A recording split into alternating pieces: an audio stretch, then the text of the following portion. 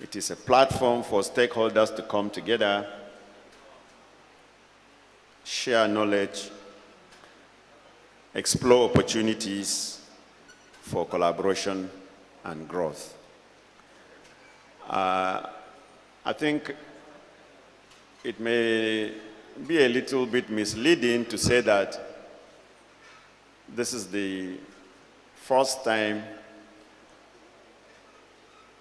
we are gathering to talk about potentials or what is available. A lot of efforts must have been made previously by different groups and organizations in the past.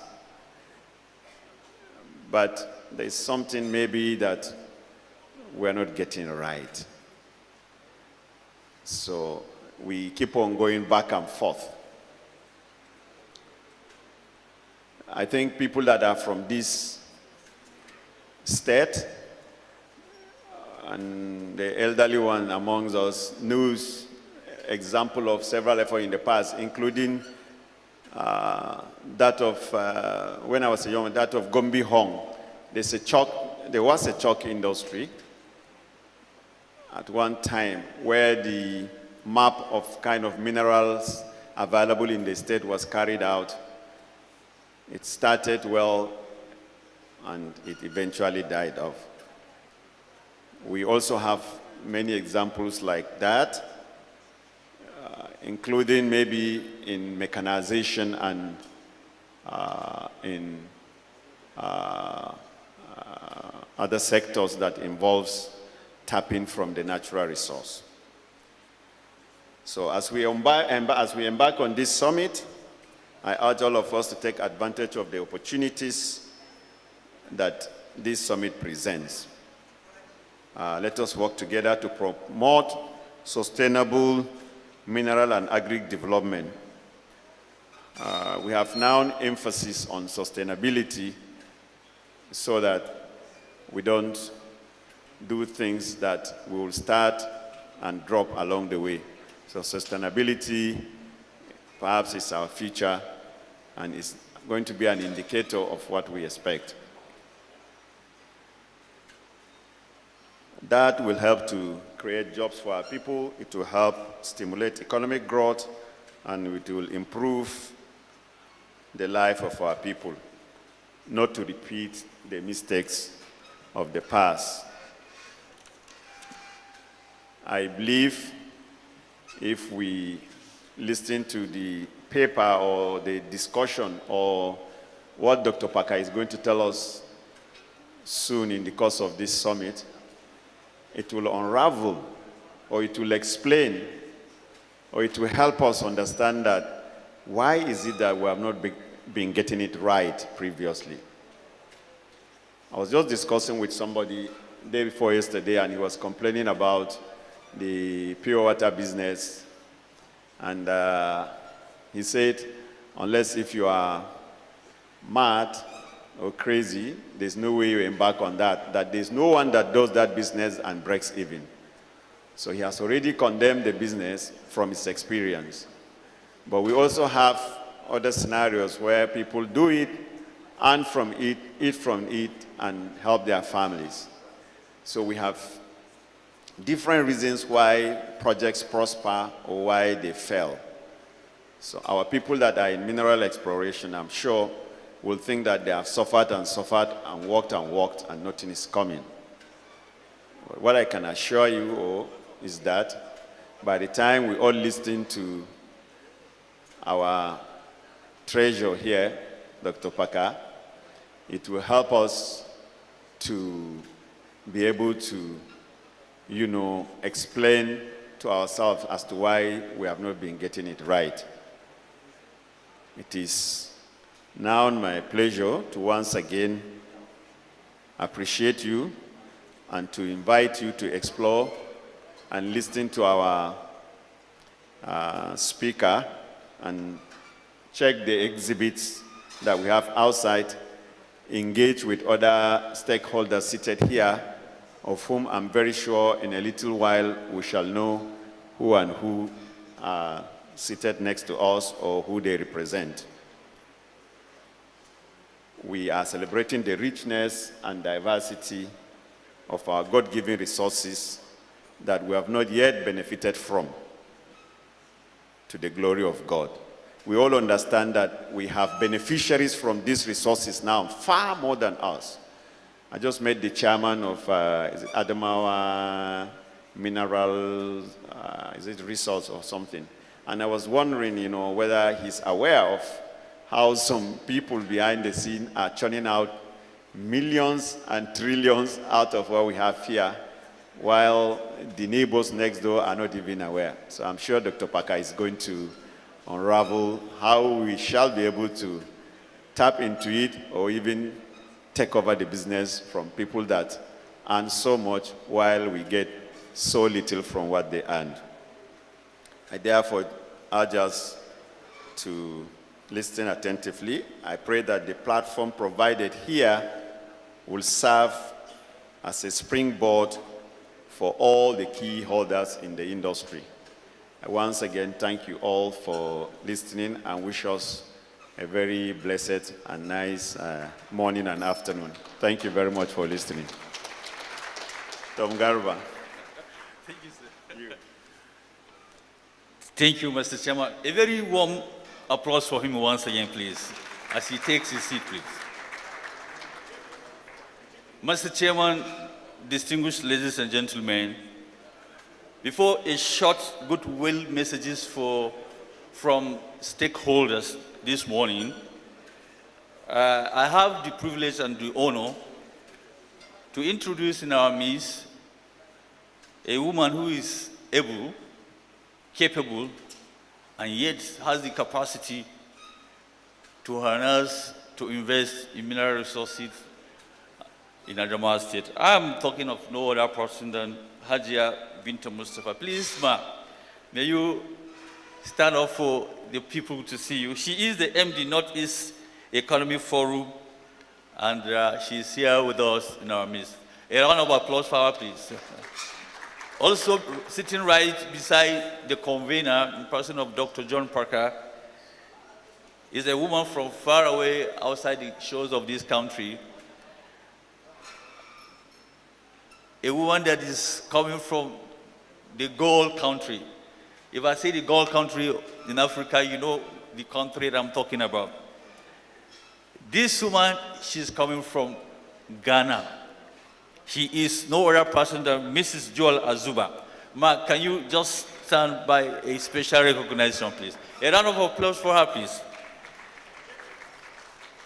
In our midst this morning is Engineer Yusuf Abdul Audu, MD of Kiki Beyond and Farmers.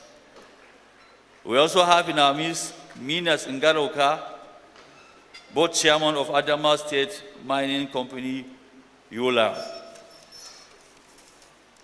In the protocols of our special guests and invitees, it is Lars Solomon Mandama, the representing the ex-chairman, or that is the former chairman of Adamawa State Fiscal Responsibility Commission.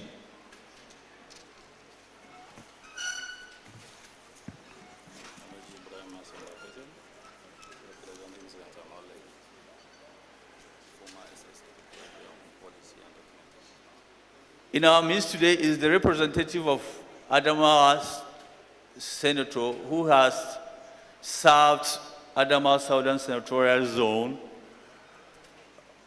in person of Senator Alhaji Ahmed Mo'alayidi, is ably represented by Ibrahim Papetel, former SSA to President Muhammadu Buhari. Sir, you're highly welcome in this great occasion. We have in our midst also Ahmed Modibo, State District Security of DSS. He represents the Director General of the DSS.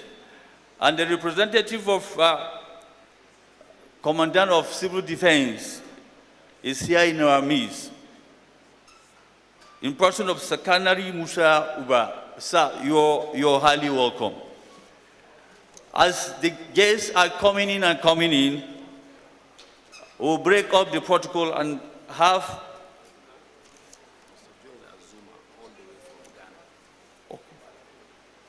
Oh, I beg your pardon, ma. It is Master Joel Azuma. I think I called that name all the way from Ghana. Thank you very much, man. Yeah. In our next item of the program, it is short will messages. And I am calling or asking of anyone that will be giving his goodwill message to not exceed more than 1 minute. We are running behind time schedule, please. And this is going to do its good for all of us. Once we are done, we should be done at the right time and leave this place at the right time.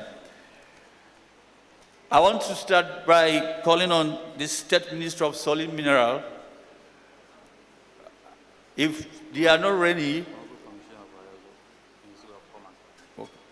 we'll call on the Minister of Agriculture and the Honorable Commissioner of Commerce is here. Sir, you are most welcome, and you will be the first person to give your short will message. And I have the podium. I will say, okay, you are the first to start giving us your goodwill message in a brief and in a short. You're most welcome, sir.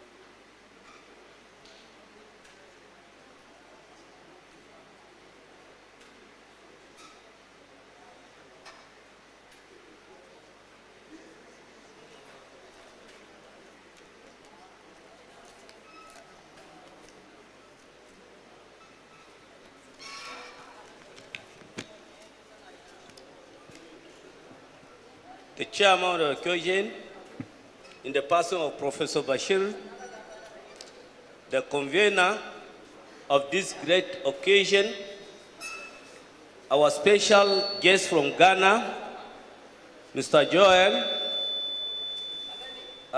my colleagues, Honorable Commissioner, Minister of Mineral Resources, Honorable Commissioner, Minister of Agriculture, special guests of honor, distinguished ladies and gentlemen, good morning. It's my honor and delight to give this good message at this special occasion. Indeed, this summit of mineral resources exhibition is timely because this is the way forward for the country. We can no longer depend on oil because it's phasing out. But we have to look inward and see the natural resources given to us by God. And I'm happy to be associated with this gathering because it's a deliberate effort towards our own internal economic development. We cannot look outside for our economy to grow. We have to look inward. And that is exactly the purpose of this gathering. Of course, God has endowed us with a lot of mineral resources. This country is indeed blessed, and we have a lot of them. Name them, they are available. Unfortunately for us, we have not maximized the utilization of these mineral resources. So I want to believe that this is a wake-up call to all of us, especially here in Nigeria. Our Ghanaian counterparts, our Ghanaian partners who came to join us, I want to believe that they have a lot of things to share with us because they have gone ahead in exploiting their own mineral resources and have put it to use for the development of the country. Of course, we have, but in this part of the country, we are far behind. Therefore, I want to urge all of us to pay full attention for all the speeches, contributions, and sharing that will be done here, so that we will take a clue to serve as a guide for us. I want to say this is going to be a starting point for Adamawa State. I want to assure you of the support of His Excellency, the Executive Governor of Adamawa State, who believes that Adamawa State should move ahead and at least be measured among the most developed states in Nigeria by the end of his tenure. We have seen him working in all phases of development. And that is why he developed a philosophy that nothing will be left untouched and no one will be left behind. We have seen him demonstrating practically this philosophy in his developmental strides. So I want to assure you that he has keyed into this program and he will give all the necessary support to legitimately exploit our mineral resources, not illegally. We will not allow anybody to just come and exploit our mineral resources illegally. You have to follow the due process. There must be legitimacy. That's what I can assure you. To this end, I want to thank most sincerely the organizers of this program. And I'm delighted to say that we warmly receive you and we are ready to give you all the necessary support. Ministry of Commerce, of course, is the bedrock for economic development. The whole intent is to make a conducive environment for ease of doing business. We are sure we will just do that. Any obstacle you find in the process of registering your businesses, conducting your businesses, we are always available for contact. I will make things work for you. Thank you. God bless all of you. Thank you very much. Another round of applause for our Honorable Commissioner. Sir, we are grateful to have your goodwill message. Mr. Chairman, sir, the protocol is going on and on. I have guests from all walks of life trooping in. But at this point, we have a little breach of the program because we've established protocol before. We want you to have the stage and welcome the convener to give his special remarks over this event, please. Mr. Chairman, sir, please. A round of applause for Mr. Chairman, please. Thank you very much, Mr. Tom Garba, the MC.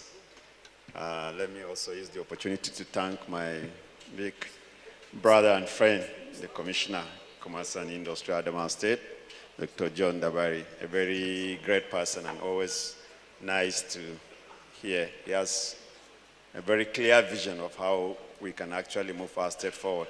So we commend you and we congratulate you.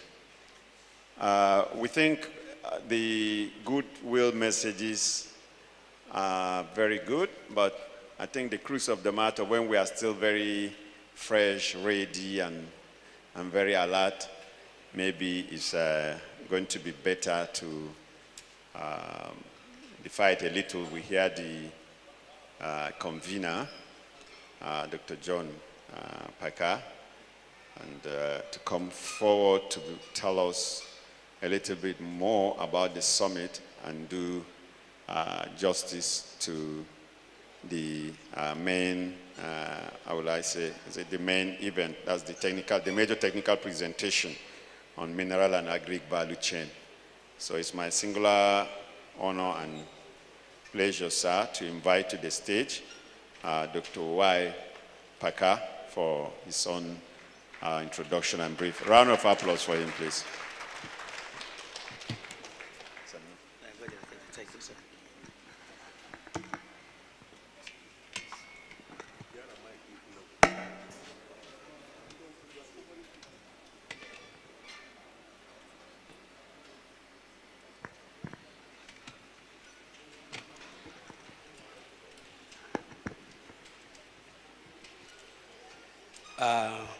The chairman of the occasion, our able professor, it's our great pleasure to have you.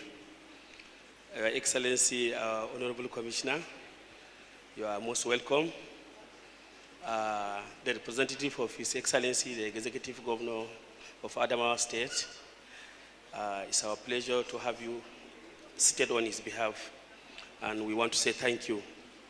We also want to warmly welcome all our special guests, the National President of Association of Solid Mineral Miners and Marketers Association, seated, the representative of the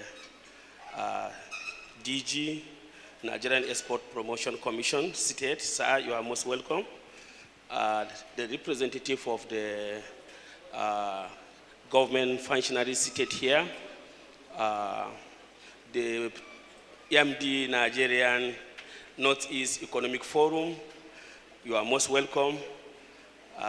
Maybe I would want to follow the protocol of our great chairman, who has already made an opening remark.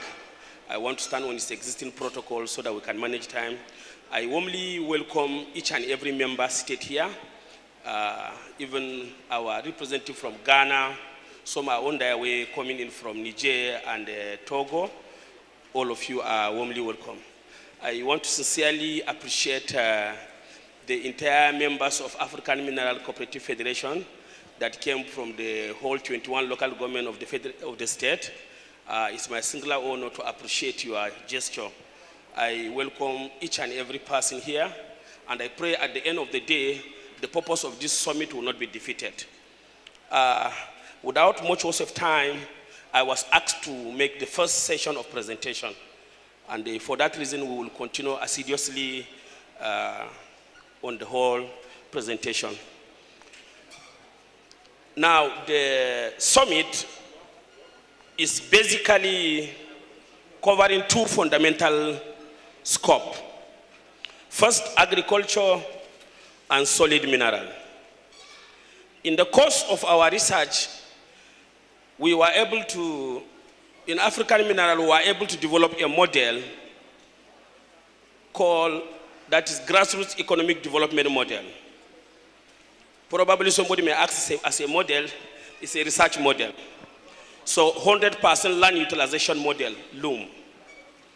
I think this is the first time we are launching this model. So probably if you are looking through an academic journal, you may not come across. This is the first presentation of this model. We are launching it to this occasion. Now, 100% land utilization model LUM is basically trying to explore the fundamental opportunities that we have as the base of resources. Whatever form of resources you want to mention, or you want to tap, or you want to harness, is dependent on these two subject matter. It depended on these two value chain, agricultural value chain and solid mineral value chain. Now, any economy of the world that is viable, that is wealthy, the livelihood of citizens is to a very good standard. It means they have explored these two big fundamental background of wealth creation and sustainability. agriculture and solid mineral. Now, Northeast entirely, their major portfolio, or even Nigeria and Africa at large, two basic portfolio that we have is agriculture and solid mineral.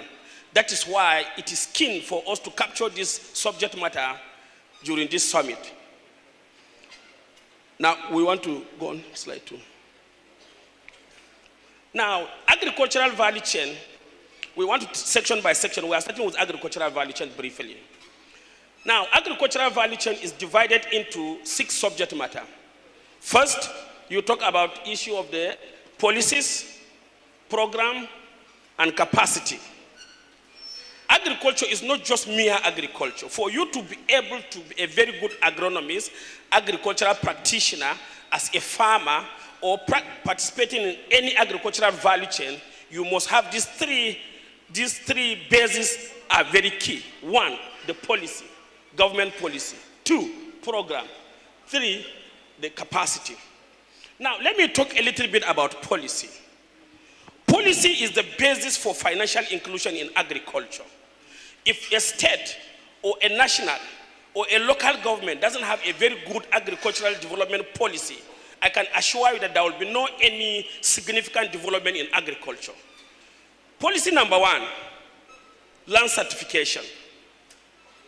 If land in your local government or in your state have not been adequately 100% certified into 2 dimensions or into 3 segments, 1, for development purposes, that is shelter certification.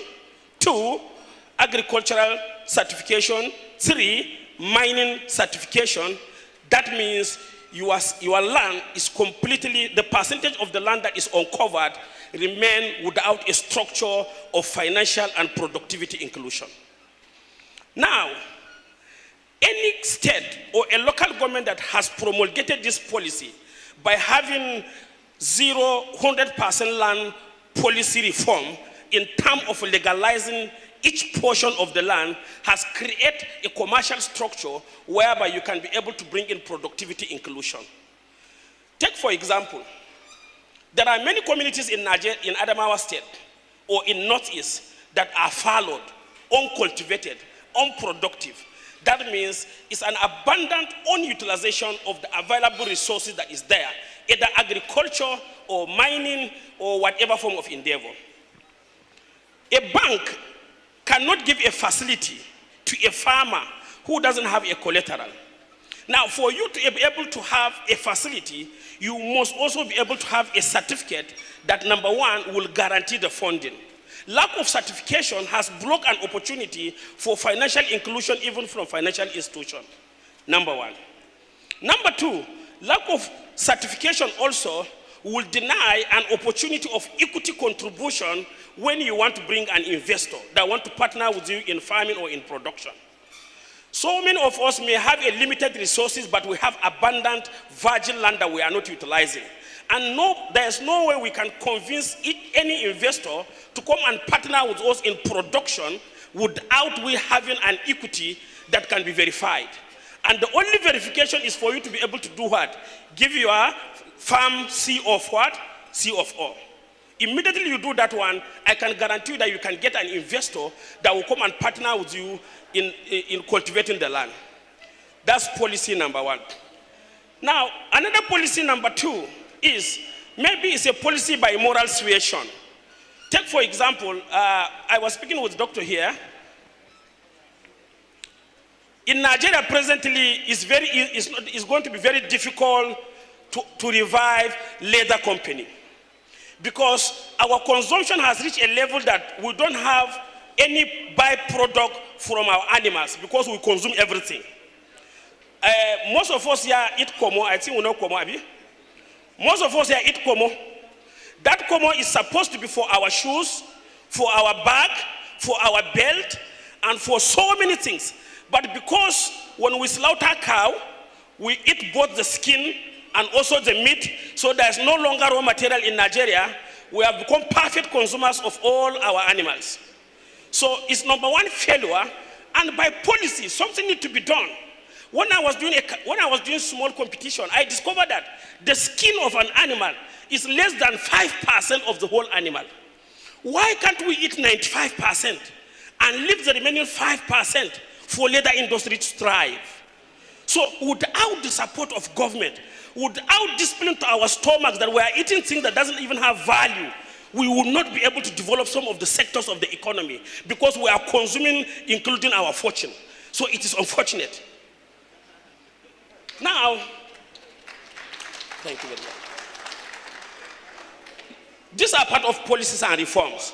Number two, let's look at the issue of program.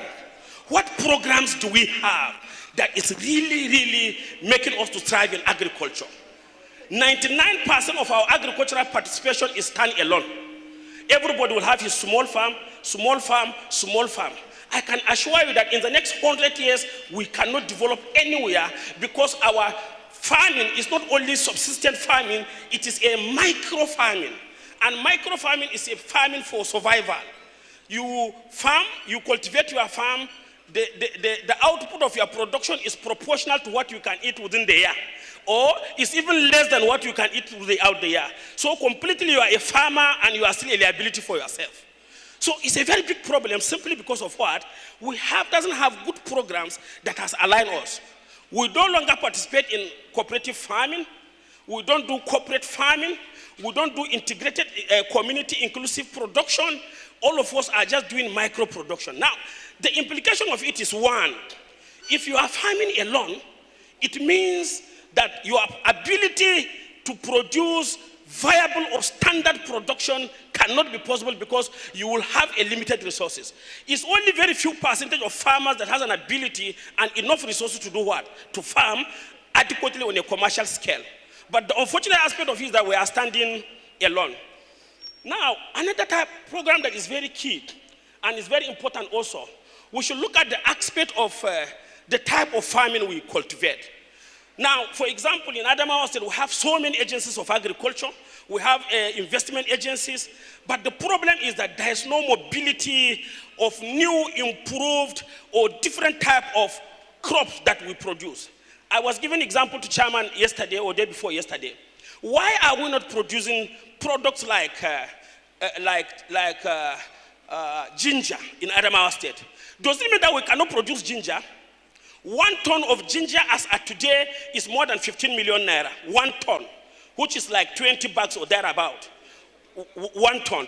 Now, 1 bag of maize corn as at today is not more than 50,000 naira.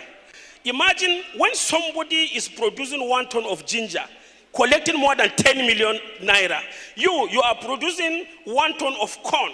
You are only getting how much? 50,000 times 10, 500,000. Imagine the type of disparity of wealth creation that are between two of you. So the problem we have, we are so stiff or strict in our decision of production. When you are producing corn every year, you keep producing corn and corn and corn and corn. Why? There's no influence from any organization, from any corporate body, from any integration that will be able to change your mindset and shift your ability from only producing corn to another intensive production that can make you to have more viability in your agricultural engagement. So it is very important for us to look in the aspect of programs. It's very key. Capacity. What is the capacity that we are deploying in farming? The problem we have in farming in Nigeria or in Africa or in Northeast simply is that we are using our analog techniques past 50 years. That's what we are still adopting today. It is very unfortunate, I always say, it is not this era that up to now we are still using ordinary hoe to cultivate. How can you survive with ordinary hoe to cultivate for a population of 200 million Nigerians? It is not realistic. We must import because production with hoe cannot balance the ability for us to produce. And the cost of production with hoe is even high. It has higher even cost of input. Because number one, the strength, the ability, the timing, the coverage, the output is not worth. So that is the challenge of our analog production. So our capacity in production is very, very low. This is the aspect number two. So another aspect that we are looking at also is mode of production. Majority of our production is below scale. The other aspect of it is we have issue of processing, value addition, and what have you. What is the possibility of our value addition? The problem you will have here is that when you don't have value addition technology, even if it's an ordinary dehydrator, it's a very big problem. Let me speak a little bit in Hausa so that some people can align with me. Maganan production akwai matsala. Za ka ga mutum yayi noma da a watan yayi harvest a watan 10. Saboda babu dehydrator. Sai ya loda kaya in zai ma export zai yi ko zai kai Lagos.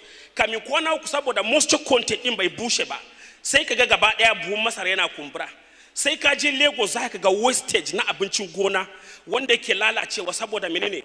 Babu abincin bai bushe ba, an yi harvesting sai kuma gaba daya immediately an sai da kayan wanda ya sai bai san cewa abun bai bushe mai kyau ba. So before you know it become wet, and before you know it has become black. At the end of the day you cannot consume, it can only be sold for animal feeds. So this is another challenge that we have. So the issue of value addition is very poor as a result of what? Technology innovation. We are having problem of technology application in our agricultural production, and it's affecting drastically our ability to cultivate agriculture adequately, competitively, and on a commercial scale. So now there are some recommendations we put on. Now, these are the ones that I have summarized. You can go front. We are finished with this one. Next slide. Now, go back please here. This is a contemporary cultivation of agriculture in Thailand. So I'm imagining how we can compare our production in Nigeria with what is practicable in another part of the world. That is why these people, any small opportunity you give them for export to any country, they will flood your economy one time with output. Because they have automated their production, they have gone to a level that what they are producing is higher to what they can consume. This is their portion right now. So what are we recommending? We are saying in essence that we cannot reach this level one day. It's a gradual process. But we are bringing a lot of recommendation. Why are we not investing in technology, in machinery, and why are we not going automated? Me yasa ba mu girma a cikin technology na noma. Sometime industrial psychology cewa gwamnati sai ta yi mana shine problem din. There's something I want to remind us. Government is 5% or less than 5% of population of every economy. Idan gwamnati da muke dependent akan ta 5% ne, mu da muke commercial activity mun kai 95%. If we depend on government, we will remain where we are permanently. But the only thing to do is that we have to create a strategy that we can be able to go beyond issue of government only, but we will be able to find ourselves doing things that we can even support government. That's my thinking. Now, go to second slide. Now, let's look at the example of this particular machine. I know there are some of these machines, few in Nigeria or in many places. Now, the question is that this is a simple machine that the price is not more than 1.3 million naira. 3 people can combine money and buy this. And I can tell you before the end of the season, they can recover their money commercially, and they can even still use the machine for another year. But the problem is that we prefer our analog model of production. But let me recommend like this. The biggest investors for this type of machinery are civil servants. If a civil servant doesn't have time to farm, let him use his small salary as a cooperative of government. Let them buy machineries and hire it to the farmers. Now, sometimes we feel that our salary is small. But let me tell you the truth. 10 civil servants can come together. They can buy this machine and lease it out for farming. I can guarantee you that before 3 months, they have recovered this machine. They have gotten something in addition to their salary or even more than their salary. But the problem is that civil servants are good in contributing money for things that they can only consume direct. Majority, when you go to ministries of government and what have you, you see civil servant buying wrappers in higher purchase, buying rice on higher purchase, buying things that are 100% consumable, cannot add to the value of their salary. It's because they think that they cannot invest on smaller things. If civil servant in Adamawa State decided to industrialize agriculture, them alone from their small salary, I can tell you in one season, they can buy us more than 100 small tractors that we can use for production within our local government. But the problem is that we don't have this concept. It's very important for us to think in that direction. Next slide, please. Next one. This is it's a simple technology that you can use to process your corn. And how much does it cost? This one, the capacity is high, but the price is about 3,260,000. Each community has purchasing power to afford to buy this simple machine. This simple machine. But still, you can see people suffering in trying to process their corn. With this particular machine, I can assure you that it doesn't take you longer to recover your money within one season. Even if it didn't take you to next year, you can buy another device from it. So I'm encouraging people that whatever farming system we are trying to do, let's bring out ingenuity to see how we can get enough machineries that we can adopt in our agricultural practice. Another slide, please.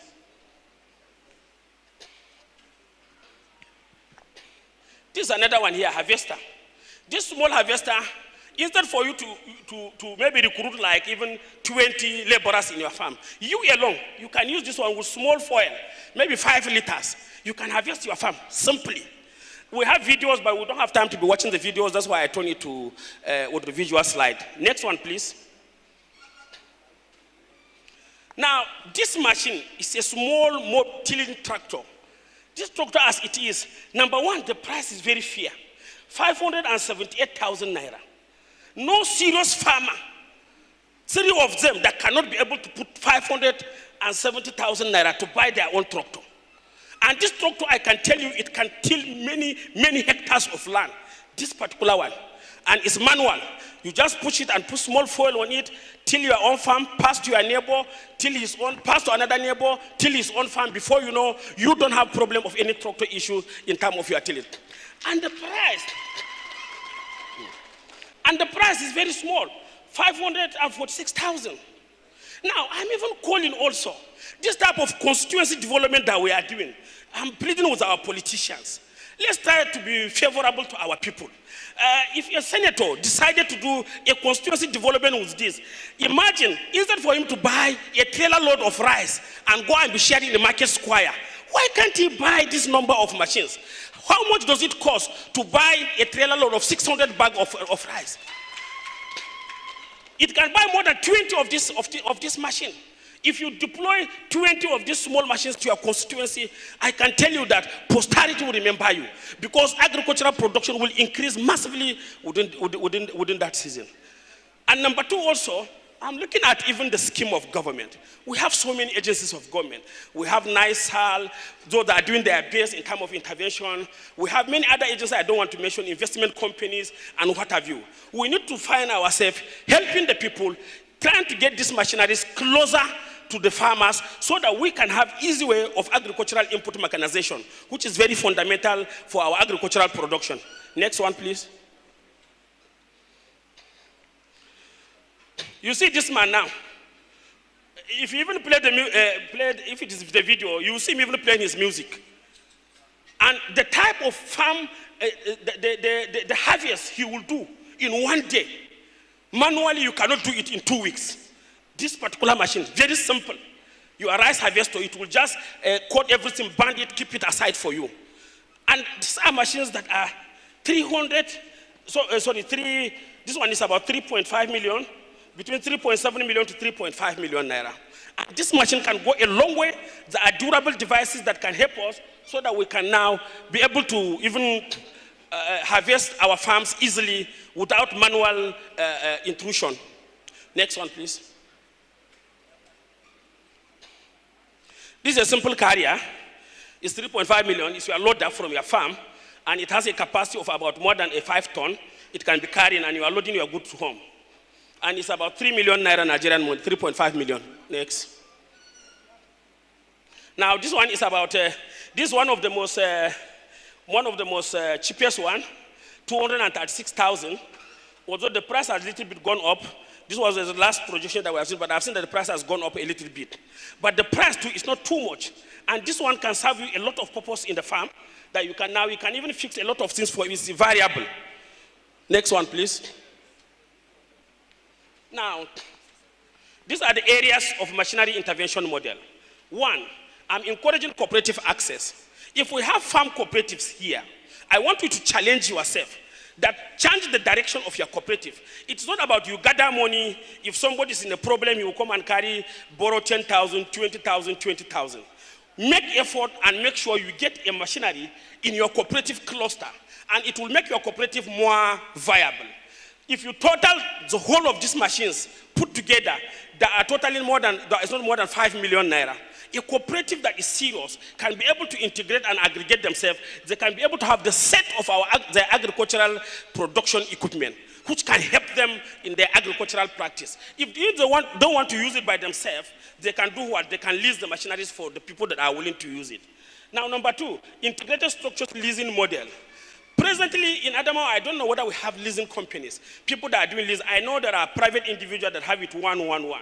But I'm calling for more increase of people that will create a leasing companies so that people can come and be leasing this type of micro equipment for them to be able to cultivate their farms. Let the number of the machines increase. The more the number of machines increase, the higher the level of cultivation. Now, civil servant guarantee model rather than consumer credit scheme. The credit scheme in government, we are recommending, let it be replaced by a guarantee that can guarantee issue of industrialization, machinery input that can be hired, and it will add value to civil servants and their own salary. Now, micro investment cluster. Now, we have so many platforms that are into micro investment clusters, which, like I mentioned one, and also we have some micro banks and some commercial banks. They can increase, they do this inclusion. I spoke with Fidelity Bank before I came here, and they promised to be here. They want to create another inclusive model that they want to implement immediately after this our program. So those who are going to be interested, they can key in themselves in that model. And we have commercial bank machinery scheme. We encourage. We cannot be leaving these banks around us here, only collecting our money, saving them for nothing. We have to generate schemes that are valuable. Then we challenge those banks so that they can introduce some of these techniques for us and have access as a group, as clusters, as cooperative, as organization. That is the purpose of banking. And that is the role of banking for money creation. This is the way that they can also create money equitably. Now, we have development banks, agencies, intervention. I'm happy with the initiative of Nigerian Export Promotion Council. I had a meeting with them in Lagos. They are changing their focus, trying to see how they can create influence in production so that export can be propelled. And I think it's a laudable initiative. And I learned that they said that they are ready for them to start the scheme. And I'm happy that their representative is here. And they gave us the recommendation that immediately after this summit, something can be done, most especially for artisanals in solid mineral value chain. Now, constituency machinery scheme. I have already talked about this constituency machinery scheme. We are calling our politicians to help us intervene in this situation. Traditional communal machinery scheme. President in Adamawa, we had a very good, let me say there's a development in terms of traditional leadership. Traditionalism has a big role in influencing productivity within their districts. It is very key, it is very fundamental. Through the traditional communal system, there's a way you can aggregate people in community, give them knowledge, give them capacity, so that they can be able to influence this type of machinery inclusion within the community. Now, lease to purchase inclusion. There are companies that are manufacturing companies that are willing to give this lease to purchase. Now, you can lease the machine and you'll be paying it small by small. So before you know, you have taken the ownership of the machine. Go ahead, please. Now, farming portfolio and breed and seedling tips. Now, this one is very key. In farming, we have divided this session into two. Today we are just doing this, but tomorrow we are talking about business models. There are a lot of business models that we prepare, but tomorrow that we are going to do presentation. Now, choice of farming portfolio is very key. Now, what you produce, you have to compete your cost and understand whether it is viable, considering to the size of your farm and also considering to the size of the liability that is on you. So, seedling against land texture is very imperative. Sometimes the problem we have is that we are insisting on cultivation on a particular land that is not good for a particular type of product that we want to, crop that we want to produce. Simply because we don't have land texture analysis, so we are doing a wrong application of seed on the wrong texture of land. So the output will be averagely very, very poor. So it is very important for us to know our land texture so that we'll be able to know which type of crops we are going to cultivate on it. Is very important. Now, adoption of alternative farming. Now, alternative farming is very key. Now, alternative farming brings about creative, commercial, and also cash crop productions. It is not only right for you as a business farmer to only be producing what is available, but you need to produce what is what? Competitive. Now, there are some certain things that we are not even taking it serious. Those things that even pay money most. I was giving profs example. People don't know that this tapasa, the seed of tapasa oil is more than 300,000 naira per ton. They call it acacia. But nobody is producing it, nobody is cultivating it, and nobody even is taking it serious. Before you know, even the seed will do what?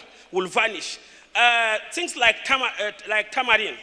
It is very important because you use it for energy drink and so many other things. But we are not producing all those type of things. We are not taking it very serious. And these are common things that are in our localities, but we are not thinking that it's something that we can practice them. Now, for livestock breed, it is key to maximize the portfolio. If you are doing animal husbandry and what have you, the type of animals you want to breed or whatever, it is very important for you. I know one of our doctors will speak about it, so that he can give us the advantage of a competitive type of breed that you can even rear, so that you can maximize it very well.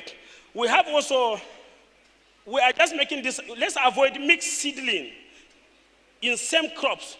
Most especially like if you are cultivating rice.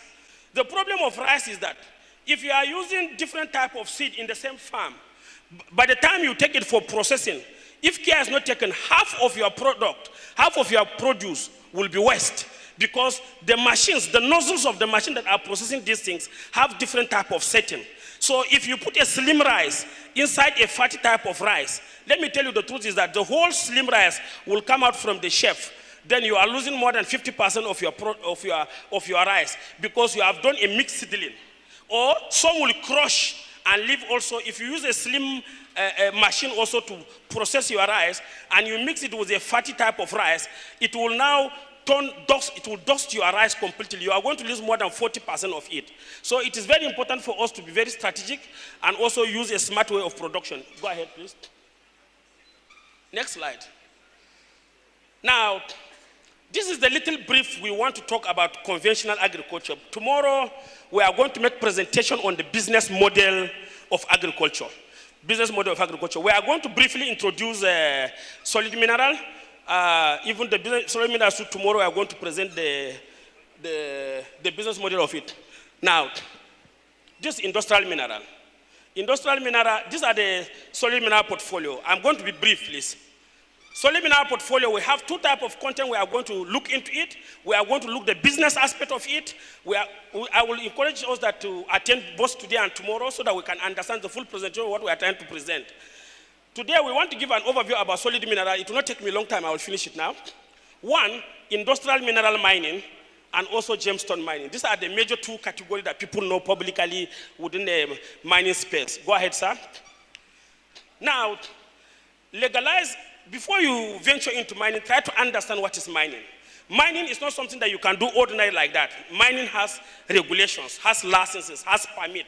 So you cannot just venture into mining straight and ordinary like that. Number one, step one, for people that want to join mining, you should understand that one of the things you have to do, you have to legalize it. You have to have a company, or you have to have a what? A cooperative. If you cannot register a company, try and register a what? A cooperative. This is the first step that you can enter into mining, because there is no mining by an individual basis, number one. Number two step is that secure a license, either small scale license, exploration license, Finally, mining lease. These are the stages that you have for mining certification that you may need it. Now, for people that only participate in marketing, buying and selling, that's what we call MBC, Mineral Buying License, and also purchase and process license. These are the type of the one that you need before you buy stone or you sell stone. If you don't have this license in your hand, by the time they caught you on the road with stone in your hand, you'll be having problem with the government because you don't have the permit even to hold it. So it is very important for us to understand this step. Next slide. Now, solid mineral alternative portfolio. Now, we have what we call metallic minerals. Metallic minerals are minerals that are metallic by nature. Now, there are some certain things that people don't understand about solid mineral. We are thinking that solid mineral is an option.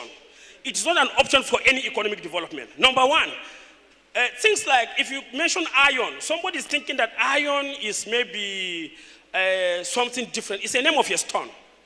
When you hear iron, iron is a stone.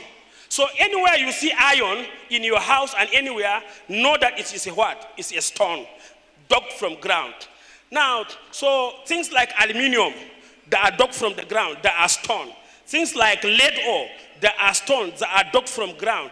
All these things that we are hearing that I mentioned about them, even some of these our bulb that we see like a glass, that are tungsten, that are also mined from the ground. Even the wires that we are seeing, copper wire. Copper is a stone. It is dug from the ground. It may be in your locality. It may be in your backyard. You don't know that this is what we are trying to talking about, and they are highly commercially viable. So we have also non-metallic mineral. Those that does not transmit electricity or whatever. So we have also gemstone. It's another portfolio. Precious metal is part of it. We have rare earth mineral. Like in Adama, we know about this issue of monazite that came in recently. It's a rare earth mineral, and it is highly valuable in market. We have a trading portfolio. That is what I say, MBC, for buying and selling. You have also lapidary, people that polish stone. They call them that design stone, polish it and give it shape. Now they are called, there are people that do, it's a lapidary business. We have also jewelers, those that convert the stone into jewelry.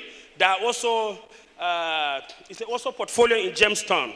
We have also gemologists, people that give value to stone. They do rating and valuation for stone, the gemologists. We have geologists also who have read it through the school.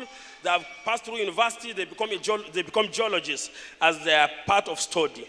We have also analyzers, we call them mineralogy, people that set laboratory for analysis. So that this is also their own portfolio in mining. We have also safekeeping, SKR. This is a role of a bank for money creation. Banks are supposed to have a department of safekeeping, and in other countries also we have people that maintain bullion, that they keep your stone for you, then they will certify it and give you a guarantee. Now these are the portfolio. Next slide, please. Now, solid mineral is a bedrock for any economic development in the world. No alternative, because that is the basis for industrialization, wealth creation, streaming alternative. And also through solid mineral is an antidote for microeconomic constraints such as poverty and unemployment, and it adequately is an opportunity for you to now maximize the natural resources that you can easily tap in. This is an example of uranium is a solid mineral produce, output, extractive. We have iron ore, we have copper, we have tin, we have coal, we have phosphate, we have gold, diamond, limestone, lead, we have nickel, manganese, all these these are minerals. Now, the idea is that this is the most easiest way now, in the situation that we are, to help yourself and tap into natural wealth. Number one, you don't need to invest on it, you only reap direct. The only capital you need for this, number one, is the knowledge. Because if you know the knowledge of this business, you don't need capital. There are people that can bring what? Capital to your doorstep. Anywhere you identify mineral, I can assure you that any type of investor you need, you can pull. But before you can do that, you must make sure that you have legal document, which is very important. The only investment you need to have is to have your cooperative, or you register your company only, and now get a small license, whether small scale, exploration license, or purchase and possess, or mineral buying license. Simple. If you do that, the only thing you need to know is to expose yourself to the knowledge of stone. I can assure you that you will maximize the opportunity and the prospect. Next slide, please. Now, to be specific, where we are in Adamawa State and in Northeast, all these stones are available. We have lead ore, we are mining lead in next week, like Gombe, they have been long into mining of what? Lead in yellow and in part of places. We have an abundant lead in northeastern Nigeria. We have zinc ore. Zinc is what we use to roof our houses. We have it available in Northeast. We have manganese ore. Manganese ore, you can extract steel and what have you from manganese ore. So it's also available in northeastern Nigeria. We have fluoride. You know fluoride, some of us used to brush our teeth with fluoride, Maclean and what have you. All, we extract it also from fluoride and many other things. We also have things like barite. There's nowhere they are mining petroleum without using barite. It's part of a raw material for us to mine barite. We also have coal. We know what the importance of coal. Most of this company now, Dangote company and Bua and many cement company now, they are using coal as the source of their what? Source of power. Now we have marbles. The one we are standing up, all these ones are product of what? Mining. We have gold. Now, the idea is simple. Go to another slide, please. Next slide. Next slide here. We also have things like monazite, like tantalum, like feldspar, like quartz, amethyst, granite, mica flux, lithium, topaz, sapphire. All these stones, we have them where we are, in Adamawa State, or in Northeast entirely, because I have captured the stone that we have in Northeast, not from another part of the world. Next slide, next slide.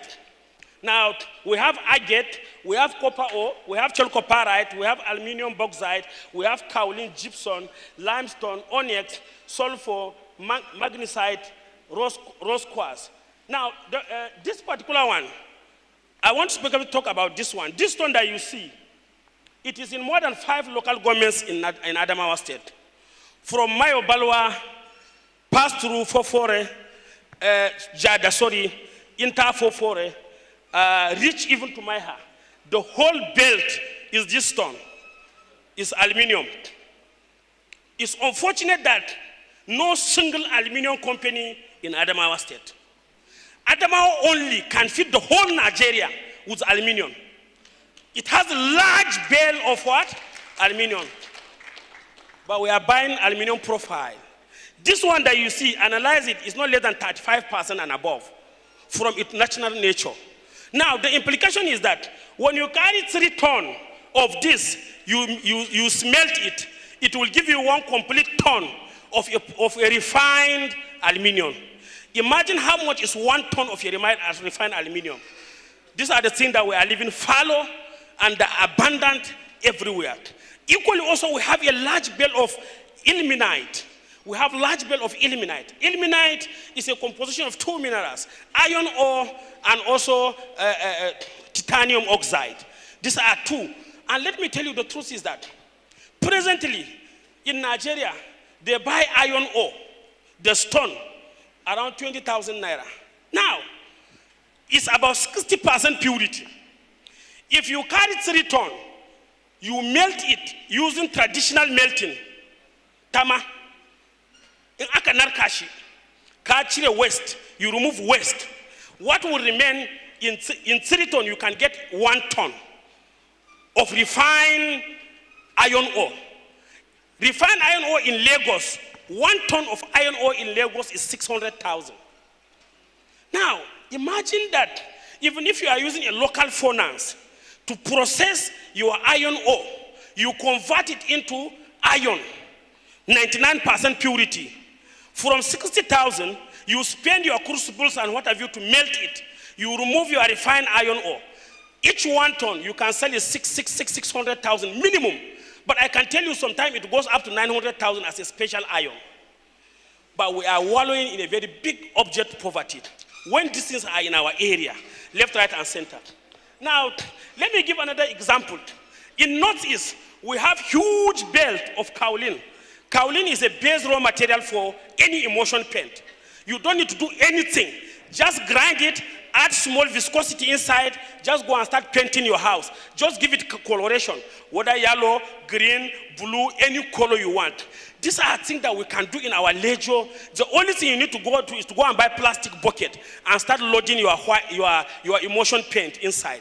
Why do we import, why do we buy white paint in northeastern Nigeria? Why? It's because we are not looking inward at all. This thing can give employment for more than 10,000 youths. The kaolin in Northeast can cover the kaolin for the whole Africa. There is no limit of that kaolin. Even the federal government put it as a scheme. But we are not utilizing this opportunity. And we are thinking that we are having issues to do that. Now, another mineral that is even available, again, imagine in Northeast we have gypsum. We have gypsum in Adamawa State for POP. And we are importing gypsum, even internationally, bringing it to Nigeria. Majority of gypsum in Nigeria come from Egypt. Now, we have huge belt of gypsum. One small processing plant of gypsum that you can put it in one small house like this, it can produce minimum of 100 tons per day. And now, let me tell you something. There are modular machines that you can use gypsum in your own personal house. If you just buy, blend it at home, package it, sell it. You don't need anything for it. And the permit is not expensive. You just collect, because it's a chemical combination. There's NAFDAC has included part of their mandate that to give this thing. But if it is internally, it's not even a problem. Nobody stop you for that one. So please, I'm recommending that these opportunities are very close to us. The money you will make is very difficult for you to get it in government. I can assure you. Because there's no single month you cannot produce your white cement that you can sell at least 5 million naira per month. And the resources is abundant. How much are they selling 1 ton? It's just like giveaway price. Now, we have also things like limestone. Limestone. In Adamawa, like in Guik, Engineer George is here. Like in Guik, we have belt of what? Limestone. But the belt, based on some scientific analysis, that are saying that it is in layers. But let me tell you the truth. There are simple modular plant now, MSMEs, for small scale, modular plant, that you can go every day to the site, just buy some remaining component of it.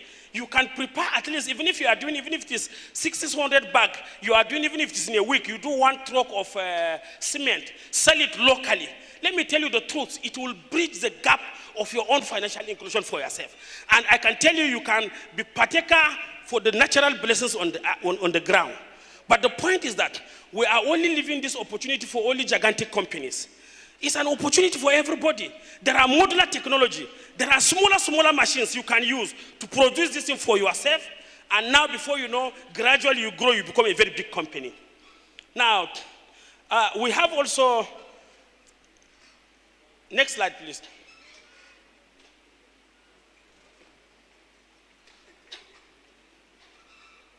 Okay, back one step back. Back one more. Oh no, stop here, please. Okay, just this one back. This is another important mineral that we have, lithium. All of us here are carrying phone in our hand. It's a product of lithium, and we have lithium here in Northeast, even including Adamawa and what? Taraba. We have this lithium side in abundance. Now, we have some stone. I want to speak small for the women in our midst. There's a common business that woman can do and make her money without stress at home. Number one, we have small, by tomorrow I will make presentation for, the business model is tomorrow. I'm just doing general overview. There's a small machine you can buy between $130 to $200, which is between 250,000 naira to 300,000 naira. It's a tumbling machine. You know that tumbling machine alone, you can use it to make at least 2 million naira for yourself every month. Machine of 250,000 naira. You don't need to do it anything. If you don't have source of power, just get small power panel and attach to it. It will just be tumbling stone. After some days, you remove it. I can guarantee you that you can conveniently sell it per carat. You are no longer going to sell it per what? You are going to sell it per carat. You are going to sell it per carat. Now, this machine is going to be good for women, but not only for women. Men also can utilize it very well. It's a very big opportunity for you. Number one. Number two, you see this gemstone that you see. All these stones are sold locally per kg, most of them.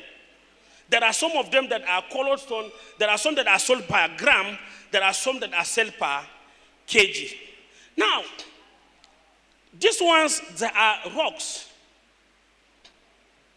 And I can tell you that this is a homemade business. Many countries like Bangkok, they are popular not because of anything, it's because of this rock business. We that have the source of rocks, we are not utilizing them. I will give you one example. 1 kg of amethyst locally here in Nigeria or in Northeast here, sometimes you can even get it at 100,000, 1 kg. That 1 kg, even if you did not polish it, you just tumble it. When you tumble it, immediately it turned to price per what? Gram. The stone you bought at 100,000, when you tumble it, maybe it will give you average between 500 to 600 grams. And 500, 600 grams, even if you are selling it at $2 per gram, per carat, each 1 gram is equal to 5 carat. If you do 500 multiplied by 5, it will give you 2,500 carat. If you sell it at $2, it means you have $5,000 for that 500 half kg. The stone you bought 100,000, you tumble it, you sell it per carat, you are recovering about $5,000, which is proportional to how much now? Almost about 6 million naira. Even if you are doing these things once a month, I can tell you that it is enough source of income for you and for your family. But we have left this thing fallow.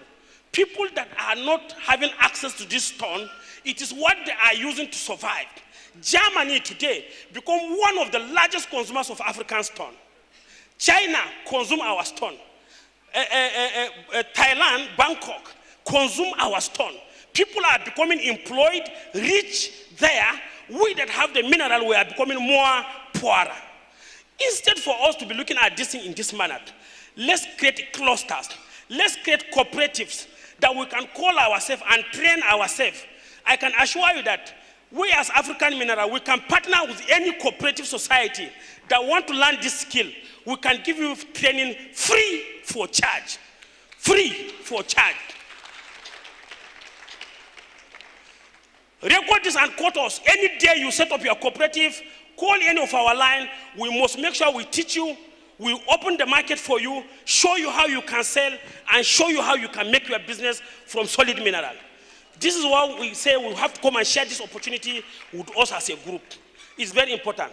Number two also, I want to call any of us that is seated here. Let's influence our leadership and create a local training for people in our community so that we will know the type of minerals that is in your community. As African Mineral, in collaboration with the dear President, Abeg, sir, can you stand up, sir? He's our able president, Association of Solid Minerals, Miners and Marketers of Nigeria. So he's a very big man. He just honored this occasion. Welcome, sir. In collaboration with this association, we want to make sure that every community that want to have understanding of the minerals in their locality, we can partner with that community so that we can help them explore the type of minerals they have. We are not going there to take exploration, but you try to identify any stone that you have there, connect it to us. we can confirm to you the type of minerals, and immediately we see their viability, we will link up investors and market to that community. This is an assurance. So that we can have an opportunity to maximize the minerals that we have in Adamawa State. Now, going forward, by tomorrow, we want to talk about exactly business models that we have. Akwai gobe akwai opportunity da muke so mu sharing gobe. Akwai businesses a cikin solid minerals sosai, akwai business a cikin agriculture, salin akwai partnership da muka samu, muna so zamu zauna gobe mu yi deliberating nashi. Zamu discussing kuma yadda zamu extending wannan opportunity, kuma zamu nemi more partnership da kungiyoyin mu anan da na gwamnati da kuma kungiyoyi na masana'antu yadda zamu samu opportunity saboda mu samu haɗin gwiwa a cikin yadda zamu samu nasara akan maganan aikin ma'adinai da kuma maganan agriculture. Wasu akwai messages zamu samu yau akan aspect of wasu product da aka kawo. So na san daga keynote address zamu samu wasu da su yi mana presentation akai. Ai hakuri bayani yayi dogo amma dama muna so mu introduction ne na da abun da ya kawo mu. Idan Allah ya da gobe zamu zama brief amma zamu zama specific akan business da muna kawowa kuma zamu yi partnering da mutane wanda kuma zamu yi samu haɗin gwiwa ciki. Thank you very much for the audience and thank you for the opportunity. A round of applause for this great public speaker, investor, expert in mineral resources, the son of the soil, Dr. Parker. God bless you, sir. I know you long before today. I was privileged to be in a settle like this in Abuja some years ago. We are governors of Northern Nigeria. We are in full attendance. He gave his sermon of the solid minerals of the North. Bala Muhammad could not hold it. He stood up, he was clapping. He was clapping. The governor of Zamfara, the same thing. Then the former governor of Zamfara, in his usual way, said, Tom, come here.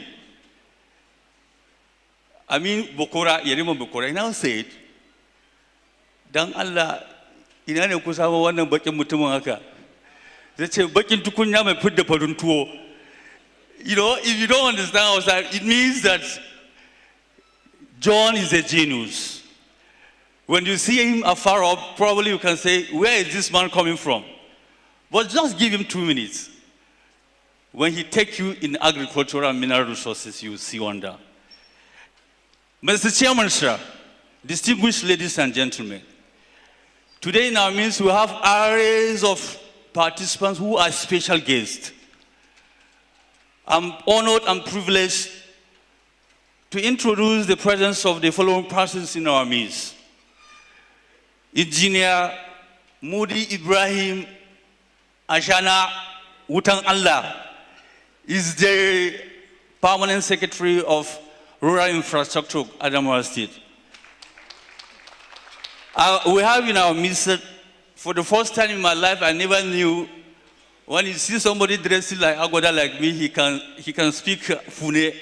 I went to introduce him or to interview him in his office, the former Commissioner of Agriculture during the Bindo administration.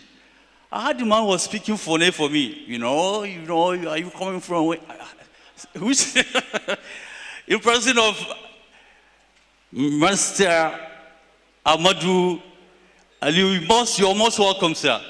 He was a former Commissioner of Agriculture during the Bindo time. Mr. Chairman, sir, we have the President of Association of Solid Minerals Resources in person of Vincent Makpo. We have members of the NASMI from Borno. They are here with us. 6 people from Bauchi, 5 from Gombe, 5 from Yobe, and 8 from Taraba. For all this great occasion, they are in our museum. Chairman, sir, here today we have Engineer Ahmed Brother, is the MD of Adama Mining Company. Mr. Chairman, Mr. MD, you are welcome. Also in our midst today is Honorable Charles John, who has earlier been introduced, and he gave his goodwill message. Once again, sir, you are well seated. Thank you very much for coming. We have in our midst the Permanent Secretary of Ministry of Information. I call him my boss, the writer who is very good in cacophony. Is no other person than Master. Maybe my colleague will still have me. Sir, I welcome you in our presence. Master Solomon Kumanga is the Permanent Secretary of Ministry of Information. He's the immediate past press secretary to the government of Adamawa State in person of Right Honorable Amadou Fintri. Yes, we have Aliu Liman from Borno. We have the Plakot MD is here with us. We have the chairman of NASI.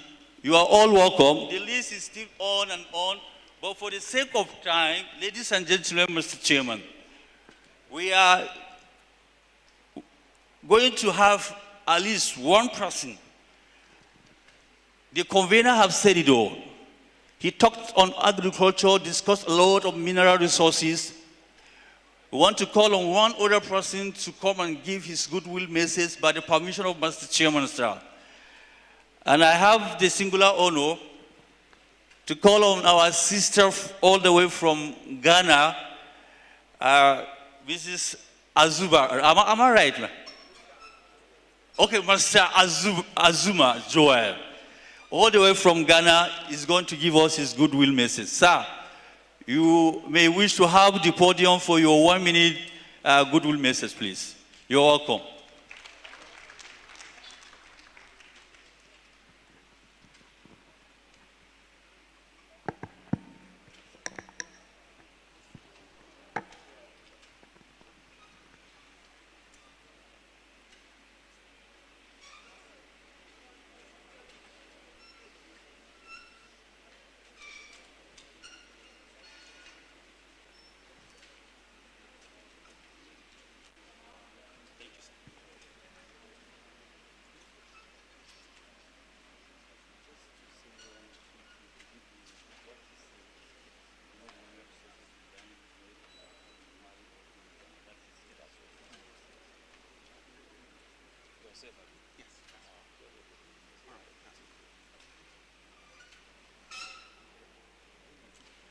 Thank you very much, Tom. I appreciate the opportunity.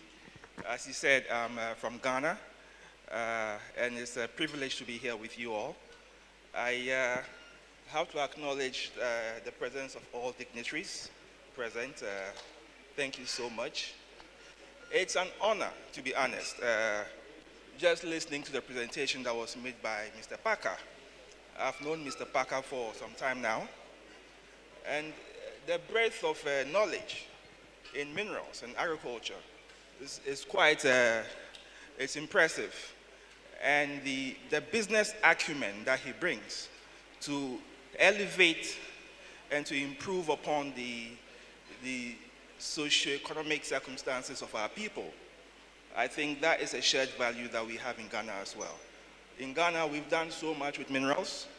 We've gone ahead to start processes towards the mining of lithium and manganese as well. And I'm very happy to see that similar steps are being taken over here as well. I can't wait to see the rest of the presentations that are coming, the sessions that will follow, and I look forward to all of that. Thank you so much. Thank you. I appreciate it. Thank you, Mr. John. In case you could recall this name, Azuma. Azuma is a household name in Africa. His father was a former ECOWAS Secretary General, in person of Master John Azuma. So Joel is his first son. Joel, you are welcome to Nigeria, and I'm sure you are taking our message back home, that we are coming up. We will soon be more than Ghana in goals. Mr. Chairman, sir, with your permission, allow me to still call on one other person to actually give a goodwill message.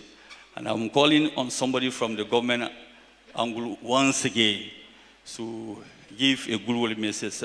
I call on Ibrahim Ashana the representative of Commissioner of Rural Infrastructure to go and come and give his goodwill message, please. Thank you. Master Shana, you are welcome.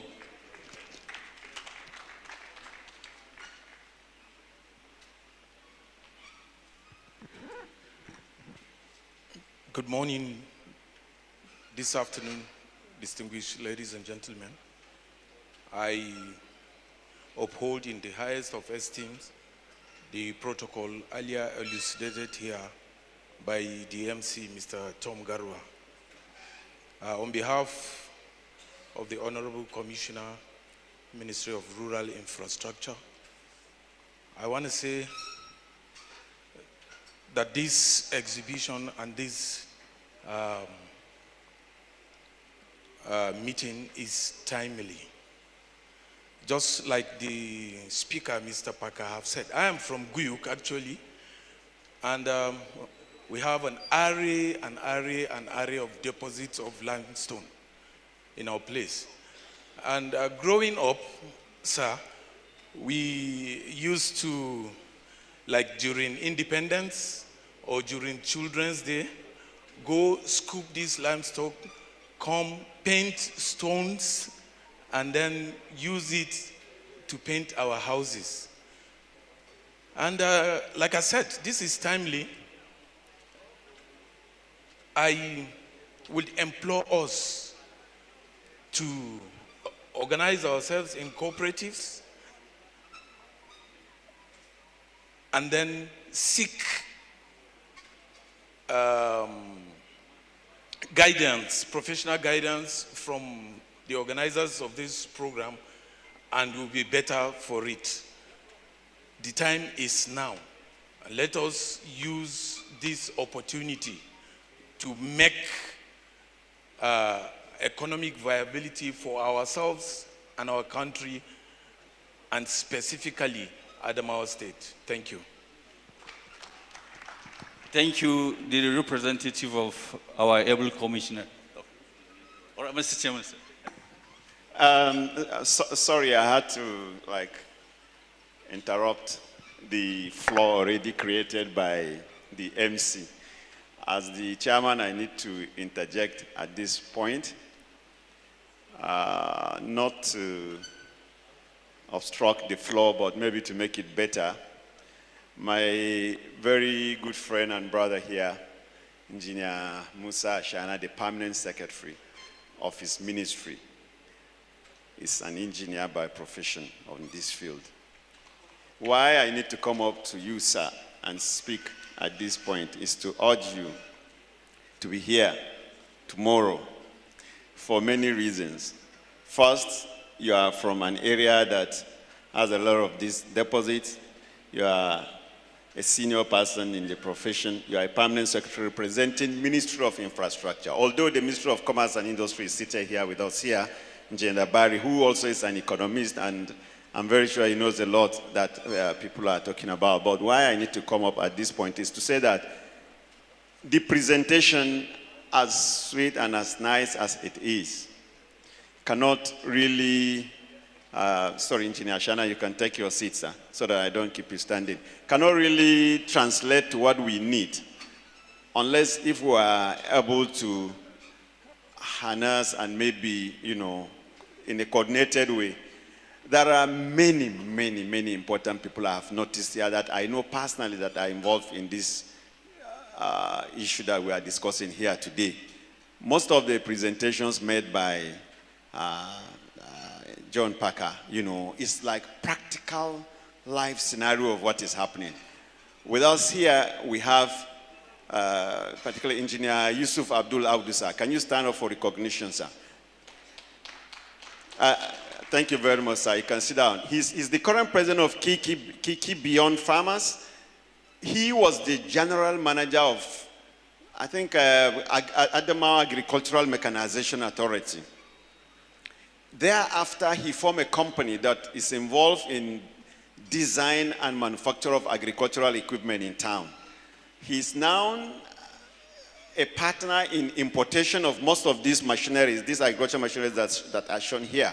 I think it's from Kiki Beyond Farmers or something like that. And They are coordinating people in line with your own module. You understand? Why I want him to be up, sir, please be here tomorrow as well. You know, we have panel of discussion and we need people who will tell us what is the missing link. And Engineer Waziri Ahmadu, sir, can you also stand up for recognition, sir? This is Engineer Waziri Ahmadu, the former Commissioner of Agric of this state.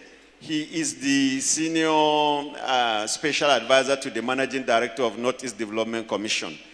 He is directly responsible for importation of this meat cadre technical machinery. He formed a committee to distribute across all the 6 states of Northeast, including the power tillers, the rice harvesters, all this cropping, the cropping and array of these machines. Please, sir, come up for a panel of discussion. Tell us. At a point, they brought, the model is there, but there are hitches that we need to learn from. Dr. John Parker, why I want people like that to stand for recognition is that there is a missing link. These things you have mentioned are perfect and excellent, but we want people who have this direct experience as to what really happened in the field to be here. So please don't just leave us here. Where's Professor Dassin? Is he here with us? I saw him earlier. Professor Dassin is the Center African Mineral something. It's a World Bank project that set up a laboratory in the university. And the sole reason for the laboratory was to get them simple equipment and machinery and applications that they could quickly test the quality of these minerals you have mentioned. It's a multi-million naira laboratory, and the lab is not functioning as it ought to. We need him to be here to tell us why is it that people cannot just come and do this thing and do that here. Professor Vaile was here. He's a soil scientist, and he does a lot with deposit. He's the senior consultant to Dangote Refinery. Whenever they want to explore new areas for their limestone for cement, his set or his team are sent to the field. He's from here as well. What's wrong? What is missing? I have quite a number of people I noticed here that are in both the solid mineral and in agriculture that can tell us things were fairly more rosy before, like Mundi said. So we are not just talking about it for the first time. There was a time that we used this limestone, chalk, and so on, but it's no longer there. Some people are responsible that are here. So please, we can carry on with the process, but I want people who have things to add to hang on to the panel of discussion so that these, our people that we invited from the rural areas, will live here with very clear concerns of how they could actually, benefit from it without having to learn the hard way. So we want people who learned the hard way to tell us what happened or why they are out of it. Mr. MC, sorry for interjecting this, but I think it's to make it better. Yes, thank you, Mr. Chairman. In fact, you've saved me from the array and galaxies of personalities we have to introduce and to welcome. I'm standing in the protocol of Mr. Chairman. He has welcomed every one of us. And please, in case your name is not being mentioned, understand that Mr. Chairman has given us all his welcome address and he welcomed everyone. And the blanket welcoming, I think is so okay. Well, in that premise, Mr. Chairman, I still want to recognize the presence of the former Commissioner of Local Government, person of Joy Elias. Sir, you are welcome in our presence, and we are happy to have you around. We want to thank our followers. We saw comments from all walks of life in our streaming live now. We are streaming this event live. I want to appreciate those that are giving their comments, thumping off. Parker, somebody said that, where have you been all this while? Nigeria needs you. I just saw that comment now, and the comment is coming from the UK. So somebody from the UK is watching us live and is telling us that, Parker, the world needs you. To ride on the protocol and the program proper, we want to have a very short interlude. And after the 5-minute interludes of music that will cool off our mind, Parker has given us doses of appetizers of business ideas. I know so many of us are already salivating. we want to really venture into this business. So we want the music while it's going on. The media will want to have a little chat, 5 minutes outside with the convener and Mr. Chairman and one of the representative of the government and the commissioner of debris. Please, can you kindly walk out while the music is going on and for the interview. While the music is going on and once the interview is done, we are going to have a special speech by the executive governor of Adamawa State. I'm sure his representative is here. He's going to give us his speech. And we all know, as the commissioner said earlier on in person of debris, that the executive governor of Adamawa State is a one person that is for all and for all business. And is ready to turn Adamawa into a mining hub of northern Nigeria, if not the world. And in that premise, in that very gallantly steps, I'm riding on to say Adamawa is changing. We are all witnesses. The master project in person of Governor Fintri is turning around things. So immediately after the interview, we'll go on and have the speech of Mr. President. Please, can we have the interview, please?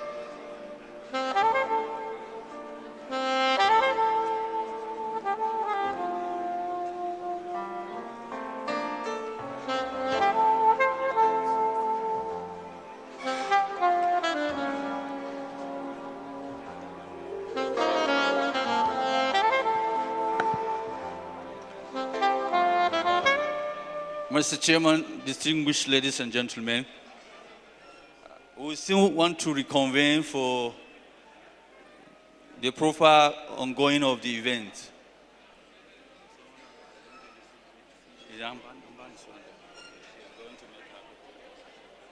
While we await the policy statement from His Excellency, the Executive Governor of Adamawa State, the person whom they call him the talk-and-do governor, that I can do it all, the courageous and confident governor, who is going to be given by the commissioner in person of Engineer Debris. Let me recognize the able presence, our mother, who is a representative of the CG, Chief Justice of Adamawa State, in person of Justice Helen Nuhu. Ma, we want to recognize your presence and we say you are highly welcome. Here in our midst also, we have the Honorable Commissioner of Mineral and Entrepreneurship Development, in person of Usman Ibrahim Lamude. Sir, you're highly welcome. Special duties, I beg your pardon, please. Commissioner of Special Duty, I beg your pardon.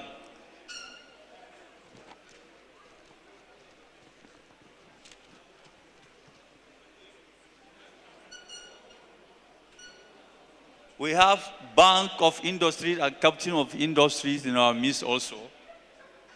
The Riki Anden Management Bank Limited, they are here with us. We have His Excellency the Olotomi Adeye Niyebanji, the National Secretary of Association of Solid Mineral and Miners Association of Nigeria. They are all here with us. We want to call on these persons, please.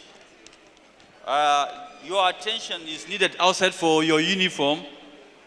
Members of the Nigerian Association of Small and Medium Enterprises, your attention needed. Those of you from Adamawa State, from Taraba, Yobe, Borno, and Bauchi State, including Gombe. Also the members of African Mineral Exchange Corporation from the 21 local government of Adamawa State are also needed outside.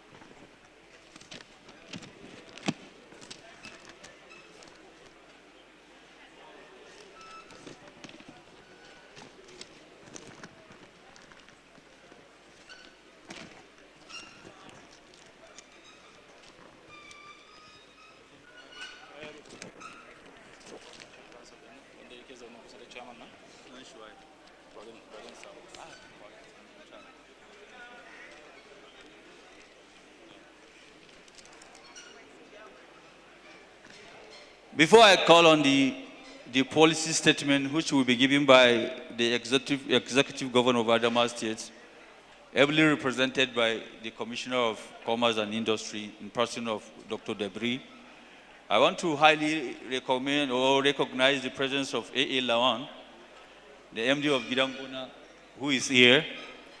My special recognition to my honorable boss, the convener, and the person whom is recreating the Northern Nigeria, in person of distinguished Senator Ahmed Moaleyidi, who is unavoidably absent and he sent his able representative, in person of the former PSS to Mr. President, Ibrahim Bapecha. Sir, you are most welcome, and I'm sure my boss Moaleyidi is ably and is watching us live through the live streaming. I want to, at this juncture, ladies and gentlemen, Mr. Chairman, let me call on the representative or the person that will give the special policy statement, I will say, the Governor of Adamawa State, who is here with us by representation. Mr. Debris, you're welcome. Come and give us the governor's message, please, sir.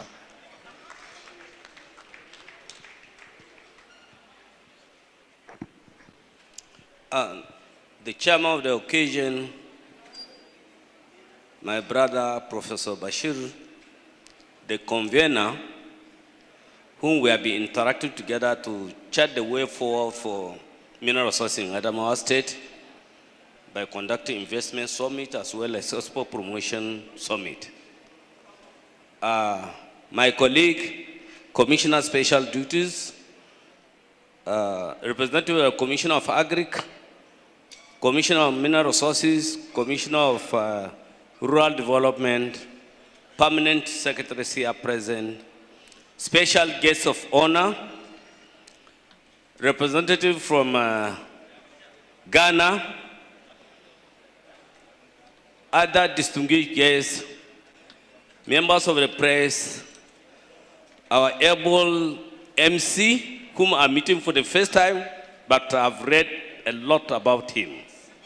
I know his name, but I never met him in person or know him.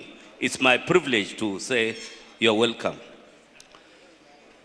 On behalf of the Executive Governor of Adamawa State, Right Honorable Ahmadu Umaru Fintri, I humbly want to give this goodwill message on this special occasion of African Mineral Summit. Of course, earlier, I gave goodwill message in my capacity as Commissioner of Commerce, Trade and Industry, Adamawa State. However, this one, I'm wearing a big cap. So I'm not going to talk like the governor, but I'm fully aware of the policies regarding investment and export promotion in the state. Indeed, as you are all aware, I want to believe you have seen around our governor, who is called Fresh Air Governor, and the governor that want to see that Adamawa State has developed to a level that you call it a city in any part of the world. Because of that, he has 8-point agenda. Ease of doing business, one of those programs. And he has been pursuing these programs diligently. You can see practically the gigantic, ultra-modern market that is being built at the cost of 19 billion naira in the city of Jimeta. This is meant to attract investors to come to the state. There are other markets that are being developed across the state to ensure ease of doing business. He has also embarked on serious security measures to ensure that this state is peaceful for investors to come in. You cannot invite investors when there is kidnapping and so many insecurities across the state. And that's why he has invested a lot in security control to ensure that Adamawa State is free from all this. I know when we used to go for meeting with other commissioners from other states, some are hesitant to come to Adamawa because of the fear of Boko Haram or insecurity. But incidentally, when they come, they enjoy their stay here. This is meant for, creating conducive environment for business to thrive. Of course, he has created, there is a particular ministry for mineral resources. And also there is an agency called Mining Company of Adamawa State. All these are geared towards developing the mineral resource sector, let alone agriculture, where we have the ministry and so many agencies. A lot of investment is being done in the livestock using different agencies. This is meant to ensure that all aspects of agriculture are carried to the letter. I listened carefully to the convener earlier, and he said the basic thing about agriculture is the land for farming, land for development, and land for mineral resources. I want to tell you that these are policies that has been designed is actually being implemented to the letter in Adamawa State. Of course, when you come to conduct mineral resources business, you want to exploit the natural resources of mineral, you have to follow the due process. Illegal mining is not allowed in the state. Anybody that does not have the necessary documents and authority to engage in such businesses will be arrested and prosecuted. But for sure, he has created a lot of enabling environment to encourage the citizen to go into mining business. By legitimizing your business, you have to make it legitimate. Not really just coming, going to the mountain, going to the river, extra mineral resources and escape. Definitely the government will not fold its arm to see anybody to exploit that kind of situation. So, as a government, the governor wants to improve the standard of the living of the people. And that's why he has encouraged small-scale industries, empowered small-scale industry through PAWICA, giving these categories of our society different encouragement in terms of capacity building, economy empowerment, in order to run small-scale businesses that will make them live comfortable. These are part of the policies. So, I want to assure you on behalf of His Excellency that the governor has keyed into this summit. You can see the representative, quite a number of the commissioners are here, as well as the permanent secretaries representing their various ministries. That shows the commitment of government. It's really unfortunate that the governor is not available for now. Otherwise, I believe he would have been available in this summit. Yes, to this end, I call on all of you to work together in terms of with government functionaries, the private sector. We need to work together to check the way forward for this type of arrangement. We are happy that our people came from various local governments. I know by the end of this summit, they will have a lot to take home. They will have a lot of awareness being created with them. And I want to believe within the shortest possible time, definitely perhaps by next year, you will see the economy of Adamawa State changing. Of course, you have seen it. And the governor is committed to development in terms of infrastructure, in terms of health, education, businesses, all aspects. As I have said earlier, that he has a philosophy of nothing will be left untouched and no one will be left behind. He's carrying along all aspects of development, and practically that has been demonstrated in the state.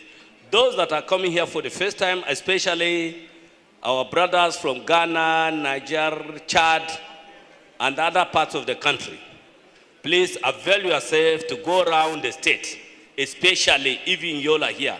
You will be certified that we are building a mega city in Adamawa State. Thank you. God bless all of you. Your round of applause for our governor, who is my elder brother in person of Dr. Debri represented. In our midst, Mr. Chairman, this afternoon is Ricky Andy, Bank of Agriculture, Yola. He is representing the manager of Bank of Industry. We also have in our midst, in person of Imam Ibrahim of the Ibzana Nigeria Limited Development Consultant. Is based in Yola. Sir, you are most welcome. I remember the gold business you taught us in Abuja. Gold too is a very, very good investor conduit in Nigeria. I was just standing beside, I saw my elder brother, who is known voice in the radio, a politician and a human rights activist, in person of Alhaji Ubatan Ariwa. You are highly welcome into this very great occasion. In the next segment of our program, Mr. Chairman, sir, it is one of the very interesting parts we are here. We are here for education, we are here for enlightenment, we are here for mind reawakening towards solid mineral investment. In the session we are going to have now is a panel section. And this panel session, we'll be having about 6 panelists. And the moderator is going to be Alhaji Abubakar Sadiq, ND of the NNCA. Please, can I have Abubakar Sadiq on stage, please? And the members of the panel discussion is Dr. Paul Debris. Sir, can you come upstairs for the panel discussion? And we have Mr. Maybas Ingangura, Adama Mining Company. Please, can you upstage? We have Imam Ibrahim, a developmental consultant. We have Tasiu Idi, environmental consultant. We have Engineer Ahmed Waziri, my own commissioner, special advisor to the chairman of the NDC. And we have Alhaji Ahijo of the NEPC. Please, these panelists, we want to have you upstairs here.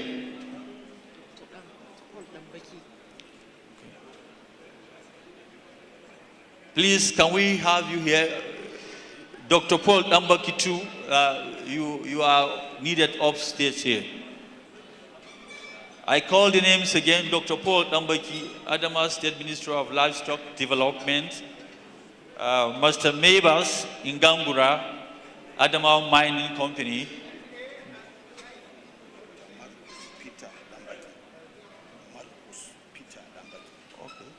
Okay. Sorry, I beg your pardon. It's Dr. Peter Dambaki, not Paul, please. Yeah, Dr. Marcus Peter Dambaki. Please, I beg your pardon, sir. You know, I'm working with a script here. I beg your pardon. Imam Ibrahim, Dr. Tasiu Idi, Engineer Ahmed Waziri, and our own Ahijo. Please, we want you upstage here. I call you. I said it.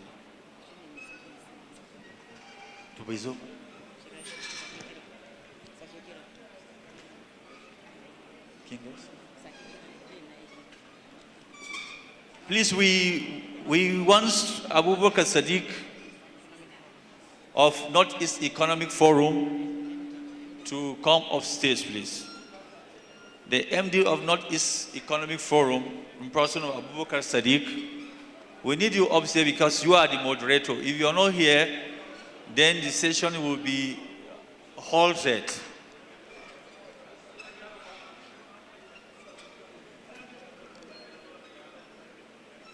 So you are Abubakar? Yeah. Okay, Sadiq. Yeah.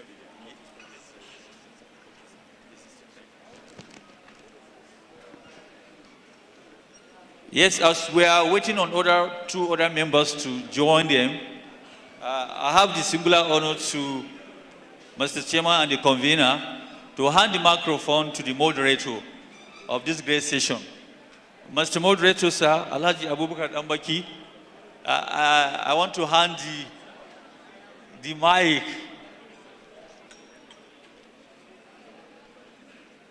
I want to hand over the mic to you for a proper moderation of your panel. Thank you very much.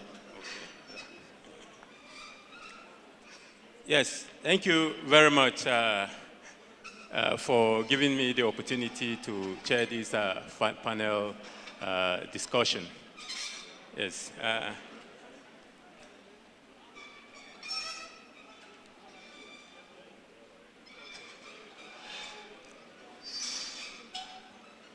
Yes, you are all welcome, sir, to this session. I welcome you all, and I believe we are going to have an insightful moment in this discussion panel.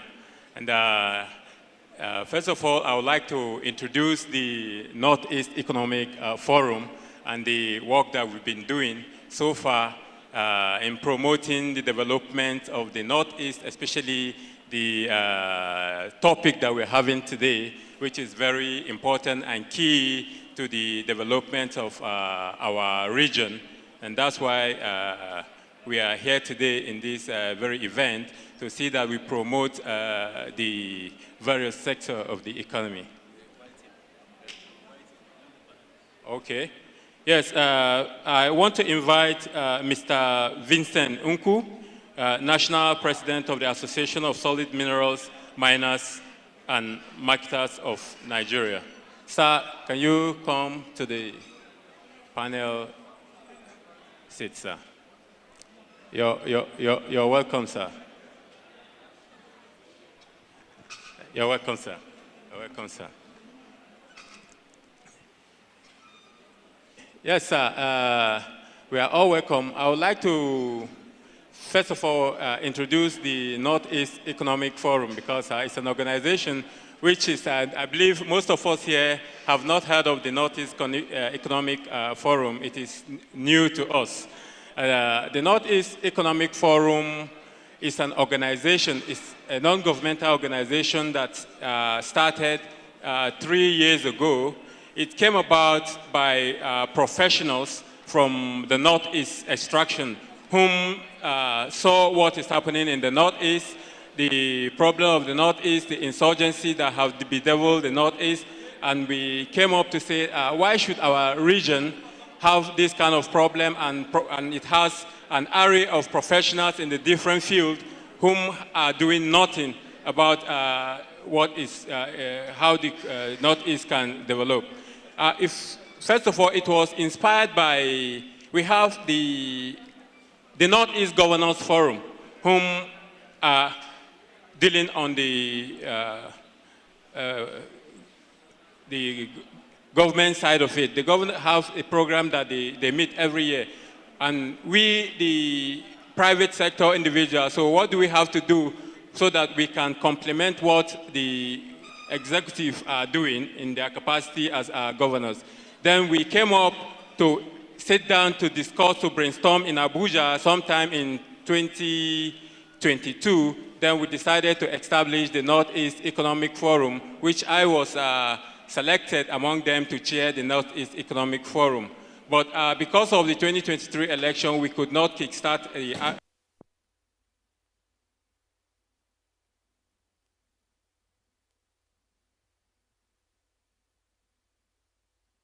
about it. So the Northeast Economic Forum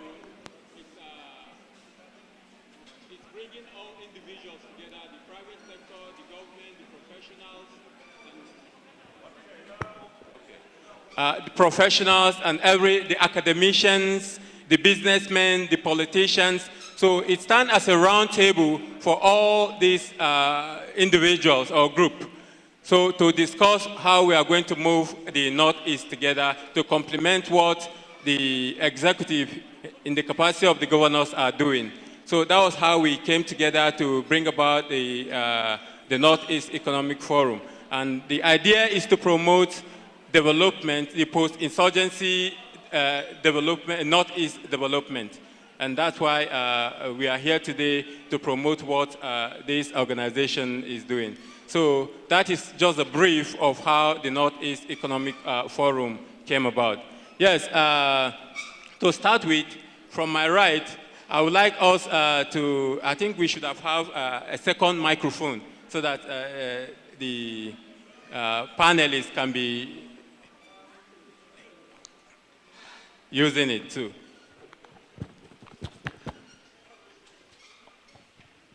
Yes, sir. Mr. Vincent, sir, let me start from you. Can you please give me a brief introduction of yourself, your organization, and what you're doing? First of all, sir. Thank you for this opportunity. I must, first of all, commend the organizer, the convener of this event. When I was listening to his deliverance on the program, he talked with passion. He really loved his people. is a patriotic man that loves this nation. Otherwise, this function would have been held in somewhere in Abuja, but he brought it here. And he made sure that the locals were invited to participate. And when he was demonstrating his knowledge on this, he wants that the average grassroots person is carried along. I must commend him. Ours is an association. I am the president of the Association of Solid Minerals, Miners and Marketers of Nigeria. So we are a non-governmental, non-political organization fully dedicated to the advancing the development of the members of miners and marketers of Nigeria, all members of miners and marketers, including processors. We discovered over the years that there is this gap created that miners have no leverage to sell their products. Miners lack capacity to raise funds. Miners lack market. And we are not coherent in advancing the huge profit in the sector. And as a result, we became a unifying organization to bring interest groups together by training, by networking, by organizing workshops and programs like what you just experienced now. And I want to rightly say that the organizer of this program is an executive member of the association. And therefore, we came here to partner with him, to support him, and also to factor a way to move our huge interest and profit in solid minerals to the development of our people. If you hear the story of how we have been robbed over the years, we are so blessed, but we are yet so poor. It became a pain in our lives that we really need to come together, bring the best brain together, and have a front towards moving this sector forward. Over the years, we discovered that we have been working on our own. People work individually without corporate associations, corporate groups, societies, corporate organizations coming together. Therefore, we deem it fit that we should come together, energize on this aspect, and make sure that we intimate people who are already operating in this sector to participate. You can visibly make money if you really want to by associating with us. That is why we are here to present on this platform. Thank you very much. Yeah, sir, can you give us a brief about yourself and what you represent, sir? Thank you very much. My name is Menas Ngangura. I represent Adamawa Mining Company Limited. Sir? I represent Adamawa Mining Company as the chairman here. I'm the chairman of Adamawa State Mining Company Limited. Okay. It's a special purpose vehicle established by government to harness, in conjunction with all stakeholders, value addition for minerals, for our state, and for the growth of the state. The truth is that I have to thank the organizers, thank those that even thought of this program. Because part of our responsibility is to partner with people like this, and communities, and every other individual for the growth of the mineral industry in our state. And let me say here that it has been long. The government has started a lot of goodwill now. The company is being taken along. In the old, it was different. But now, I say, we've been given a lot of leverage, a lot of push. And so, with you and every other person state here, and all bodies that need the growth of Adamawa State, we shall partner. Added to that, Adamawa State, I can boast to tell you that there is no single mineral that we've not gotten in Adamawa State. What we need is investment. We have a stand out there, all of the minerals. Most of the licenses we've covered, most of the places. If you need to partner with us, please come. We shall make these things available. make the licenses available. We write MOUs and we start working together. Thank you very much. Thank you very much, sir. All right, sir, let's hear a little bit about yourself and what you represent too, sir. Can we hear a brief? My name is Ahmed Ahijo Tijani, the State Coordinator, Nigerian Export Promotion Council, Taraba State. Actually, I would like to apologize on behalf of my ED. I think they got the invitation late, that's why nobody came from Abuja. In NEPC, what we do, we try to promote the development of export, of non-oil export. That's what we do.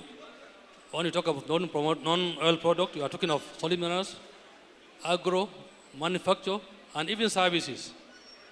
And I believe my senior brother, Dr. Parker, is doing the right thing at the right time, if not late. Well, nothing is late because it's quite timely. This is what we need. It's high time we move away from the oil and start thinking of developing other sectors. So one of the challenges we are having with the people in solid minerals development is they are not visible. You are not visible. Whenever you want to bring them together to get to know who is the true miner, they're not there. I don't know why. What are you afraid of? Is it the licenses? It's better for you to do something legally. There are a lot of incentives by government. We provide some, solid minerals and other agencies, other solid minerals ministry provide such incentives. So why are you afraid of coming out? Please come up. We are willing to support you. We are willing to market your product. We have the markets, like Dr. Parker earlier said, the market is there. Asia, Germany, and especially China and Thailand. These are the major market for our solid mineral product. But you have to come up. We have a lot of demands. I was in Abuja last week. Out of town, I know somebody was looking for products. There's an investor from China in Abuja who is going back tomorrow or next. They are looking for partners. They are coming, they have the money to invest. And in terms of agriculture, please, let me advise, certification is very important. You have to have quality.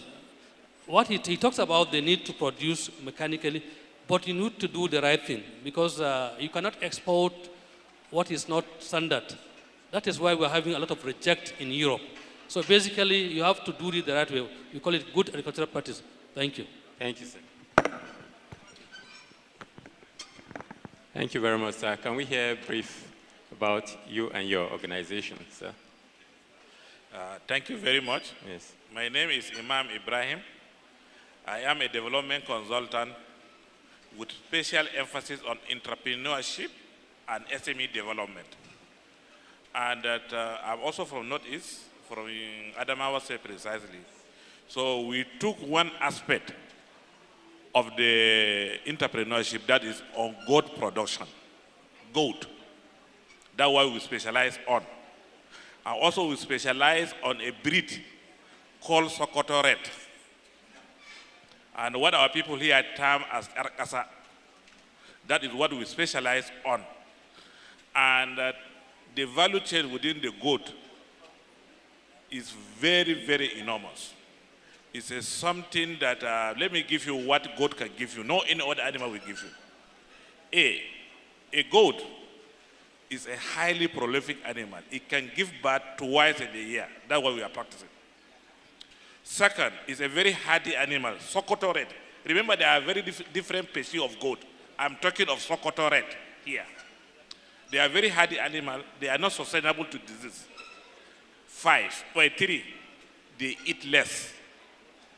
And if you can get these 3 qualities in an animal, then you are really, really, really in a business of as an entrepreneur.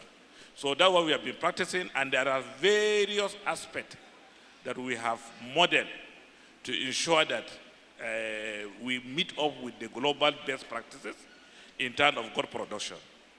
And so far, this is our 8 years of doing that in Adamawa State. Our next project, what we intend to do is that how do we develop feed, or what we call fodder. We have experimented with Napier grass. We have experimented with the Brachiaria. Now we are moving to Jonkau technology. It's a grass that is not even available in the Northeast. That type of grass has 22.8% crude protein in it. It's the highest so far now within fodder. So we are working, to my left, others, we have been working with them, and he will talk more about that and with other organizations. Yesterday, we just finished meeting with Nasal in CBN on how to bring this grass to the Northeast region. Thank you. I will stop here for now. Thank you, sir. Yes. Sir, let's hear about you and your organization, sir. Yes. My name is Dr. Tasu Idi. I'm the head of Component 1, in charge of Value Chain Development and Climate Smart Agriculture with the ADAS program. The ADAS program, I'm representing my CEO, who is unavailably absent. The ADAS program is a PPP, public-private partnership between the Adamawa State government and the private sector to commercialize agriculture. I will say that I'm very happy to be part of this. Already, the Northeast Summit is our partner, and the presentation centered mostly on what we value so much, that's enhancing production and productivity while trying to be, responsible environmentally. We focus on enhancing production and productivity to stimulate the market. We are working on two models. One is the model of aggregation, which is around the 12 markets we rehabilitated in 2023. And the other model is the production model, which works using the agent, the ADAS agent network through contract farming. And we believe, like the presenter rightly said, that the first thing to do is to make the land available. And we're interested, and we're working closely with communities to have community production sites that are contiguous in nature, like a minimum of, say, 300 hectares, because when you do that, you create a market for service providers, for the farmers, for input suppliers, and the rest of them. So thank you very much. Thank you, sir. I'm very grateful to be part of this. Sir, welcome to the panel, sir. Please tell us a little bit about you and your organization. Yes, and what you think the public here can go home with today. Okay, thank you, sir. I'm Dr. Marcus Peter Dambaki, Director of Planning, Research and Statistics, Ministry of Livestock and Aquaculture Development. And I also doubles up as the Animal Health Component Officer of Livestock Productivity and Resilience Support Project, popularly called LPRESS. What we do entirely is, through brief, give an overview of the livestock population in Adamawa State. We have over 10,000 different breeds of livestock in Adamawa State. Cattle over 4 million, sheep and goat over 4 million, poultry, pigs, and the rest. All these combined together over 10.2 million. And in the ministry, we take care of disease control, prevention, and treatment, and towards eradicating, most especially, zoonotic diseases. That's diseases that are being shared among human beings and animals. And also, we have vast lands scattered across the state. We have over 60 grazing reserves in the state. 32 are well gazetted, then 30 are undergoing development for gazettement. And also, through livestock productivity and resilience support projects, we have brought in a lot of seeds for grasses to be cultivated in the state so as to ease dry season hunger for the animals. Currently now, we have also distributed over 50 feed crushers to various livestock owners in the state cooperative groups. We have also constructed a lot of dams and also some water points for our animal owners and the community within which the animal owners stays. And currently, as I am speaking, there is a vaccination exercise statewide is taking place across the state. It was launched just 2 weeks in Gire local government here. So a lot of things are being done. I think even on the part of agriculture, you know, we have 2 major rivers in the state, aside from the other streams that we have. And we have so many species of fish in the state. The clupits are there. That's popularly called as gambri. People knows about that one. During the rainy season, you can see them plentifully around and people are harvesting them. We have so many fish farmers association also in the state who are also ready to partner with a lot of people that will be coming, with investors that will be coming to the state to exploit this opportunity. So we have a lot in the Ministry of Livestock. Thank you. Thank you very much, gentlemen. A round of applause for them, please. Yes. To my right here, thank you. You have spoken very well. And to you, sir, I would like to, most of the participants here came with a lot of expectations. And most of the expectation, I believe, is what they will go back home with, a take home from here. And some have come to see an opportunity for how they can participate in either in solid minerals or in agricultural value chain.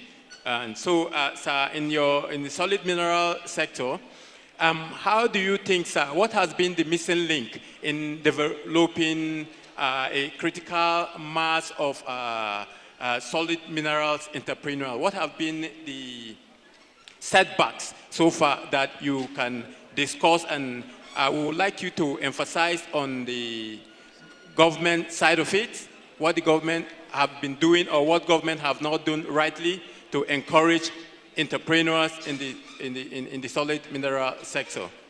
Thank you so much. Like I did say, ASMON is providing a strong voice for the industry partners. In providing strong voice, we also partner with government to enable them provide profitable guidelines, pass different bills, undertake measures that will enable the business of solid mineral industry to prosper. While the presenter was presenting his message, he talked about the ability of government to provide regulations, certain instances of how a man who has a property cannot exchange it with money because there had not been proper dissemination of local areas, government providing adequate plans that there will be areas for farm, settlement of land, individual lively homes, and area marked out for solid minerals.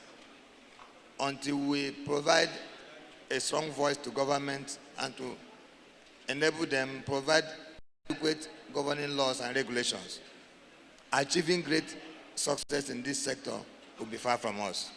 And that is why we want to encourage all industry stakeholders to come together under this synergy to enable us to provide a very strong voice and to partner with government to enable this sector achieve a mass success. Thank you very much, sir. So can you give us a brief of a take-home here in this very event? And for an aspiring entrepreneur who has come here to get information that he will go back home to start aspiring on how he's going to set up his own small and medium-scale enterprise in the solid mineral sector. So can you just give us a guide for any participant here who would like to venture into this value chain in the solid minerals? Thank you so far. Thank you so much. Truth is, there are guidelines to becoming or participating in this enterprise. The first is you have to be registered. You must be legal in the operation. And you must avail yourself to the laws that bind the operations. Yes, sir. If you do that, the company and all of us are available to support. One, I am grateful that there is this platform where we have found ourselves to say what we can do and what we cannot do. The state government has made it clear that anybody who wants to partake in the mining companies or mining services should follow the rule. If you follow the rule, you don't have a problem. But there are people that decided and have refused to follow protocol to register. And that is where I'll beg everybody here to please tell them that illegal mining, as the word starts, illegal mining, it has consequences. But there are legal ways to go about it. We have all the minerals you need to mine in Adamawa State. If you come to the office, there is a table and there are maps, and we give you per GPS location. It's to point, it's not on the map. We give you the details to a point. You can go there and begin to take your maps. You can begin to do what is right for places that are not covered. Because there are some places in the state that have not been covered by any license. So if you come, we'll give you all of that. And it is proper that you follow this procedure. We have all the minerals you need. We have all the time for you. We have all the professionals available. And I'm grateful that you are here, and we'll take it back. Part of our responsibility is to educate the populace. Ours is to educate the populace on what should be done. Thank God for this platform, and we shall continue to do more. Truth is, if we don't go that way, the mineral sector, if we don't go that way, we are losing a lot. Dr. Parker said something here, that simple things you can do that will give you a lot of millions, instead of going to steal or rob or do things that are not right. You can do manual mining, manual extractions, using the conventional funnels and other things available. And you will have these things done, and you have your resources, and the state will benefit from you. Because if you mine and you want to sell, there's a royalty attached to it. And that royalty goes back to the federal government. You are remitting it. And that royalty, 13% derivation will come back to the state. So we urge all of you to work hard so that all of us together can develop and grow the mineral industry in the state. Thank you. Thank you very much, sir. Oh, a minister.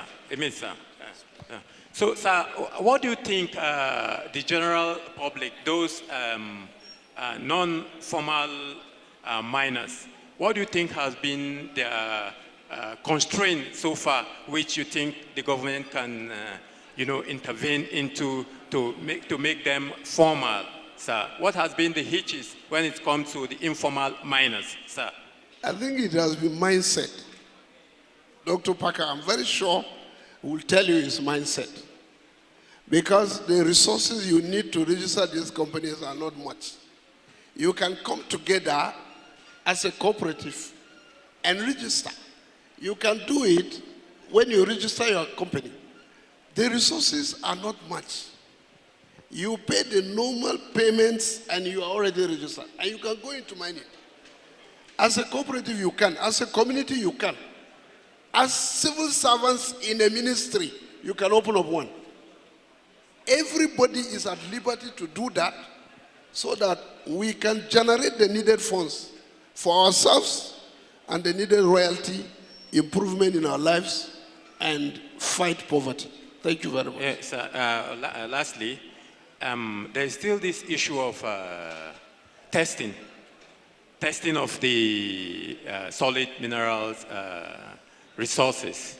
And there are a lot of solid minerals which are just laying fallow over there, and most of our people don't know much about it.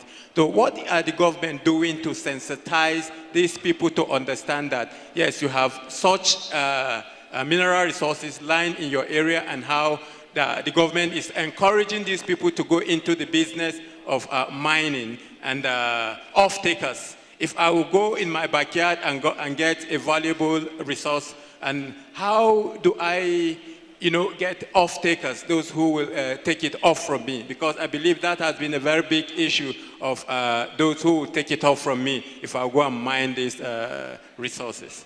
Thank you so much. It's one thing to have a product, and it's another thing to sell it. Exactly, the market. Yes, because whatever product you have and there is no buyer, you are wasting your time. But there are buyers. Most of our mineral resources are taken outside our country. If you go ordinarily on gemology, on gemstones, you will discover that the simple turning around, using simple tools, will give you all the money you need. So, it's not as if there are no off-takers. There are. There are registered companies that do the buying and processing. There are so many in the country, but some buy and send abroad to be brought back. If you look at that, we are losing too much too.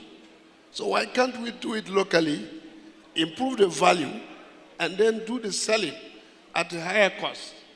He said if you take iron ore, smash it, use furnace, it will come back to 90% iron, and the cost is higher. So if you don't do value improvement on what you have, then you will not get value addition on the product. So what I want us to take away from here is that there are minerals there, there are professionals ready and available, there are laboratories for analysis, and yeah, we can do all of that, and we can give you value for your money. Thank you very much. Thank you very much. Thank you very much, sir. Sir, please, can you give us more insight in this solid mineral issue, especially when it comes to community engagements, like a kind of, we have trade organization, which, influence entrepreneurs or those interested in those interested in venturing into this kind of businesses. So how do you think they can come together to harness the opportunities that are available, and how they can put themselves together to get knowledge of how to go about this business that will translate to value? Sir. Thank you for your question, moderator. Well, from the NEPC point of view, what we believe in is always to enlighten the exporters, that is the producers, whether it's agriculture or solid minerals. We do a lot of enlightenment. We give them specific training. We bring in technicians, experts in that field, to talk to them on the benefit, on how to go about doing this. For us, we always think of the market. What we normally do, we try to do what we call this, we call it clustering. Why you cluster, you have maybe producers of particular product in an area. Let's talk of the way he mentioned Guyuk. If you have cooperatives, a lot of different players in the same field, You can all come together in a specific, not distance area. You can have facilities together. The government can support by providing certain facilities, like what is it about when he was giving an example with the agricultural input, where 3 farmers can buy, you can purchase and have it. The government, or even through the banks, if as a cooperative, you can easily have access to funds. As a cooperative, you can easily get support from government. So basically, if you can come together as cooperatives, it's easier for you. Wherever you are, you can have the facilities you can share and utilize it together. But like I said earlier, it's good for you to register first. They are here to assist you. Register your license, mining licenses. We are here to give you export certificate, which is very cheap. I think the certificate is about 2 years, valid for 2 years. You spend only 13,500, and you are good to go. So we are trying to discourage the informal exporters. Basically, that is the main challenge we are having here, especially at the border towns, Adamawa, Taraba, Borno axis.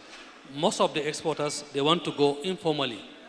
When you are better off exporting formally, you are going to get some incentive from government, and you are protected. Because by the time you export your product outside the shore of Nigeria, without license, whoever dupes you there, you don't even know how to start the legal of filing a case against it. But if you go through the government can assist you. We have a lot of agencies that can assist you get your things back through the embassy. So basically, the best way is to go jointly to have cooperatives. If you go through that way, it's easier for you to grow. You don't need to have a lot of money. We have been discussing with Mr. Dr. Parker last year. He has something like, we call it trade house in Togo. And he is working on having something like domestic warehousing here in Adama, somewhere around behind Lamido Silima. What he's trying to do is, if you want to export, you don't have to have millions of naira. If you have a product of 500,000, 1 million, you can come to him. Doctor, I have this thing to export. Can you help me export? He can just package, look at their product. If it's good enough, take it to Togo, export your product. So it's as easy as that. You don't have to have a lot of money before you can export. Coming together, I think through Dr. Parker, if you are going to utilize some of the infrastructure he has on ground, we are going to move the state forward. Thank you. Thank you very much, sir. Yes, sir. Yeah, thank you very much. Sir, we want to hear on how there are a lot of, new entrepreneurs in agriculture, in farming. And these new entrepreneurs, especially with the high cost of food commodities in the market, a lot of Nigerians want to go into farming, myself included.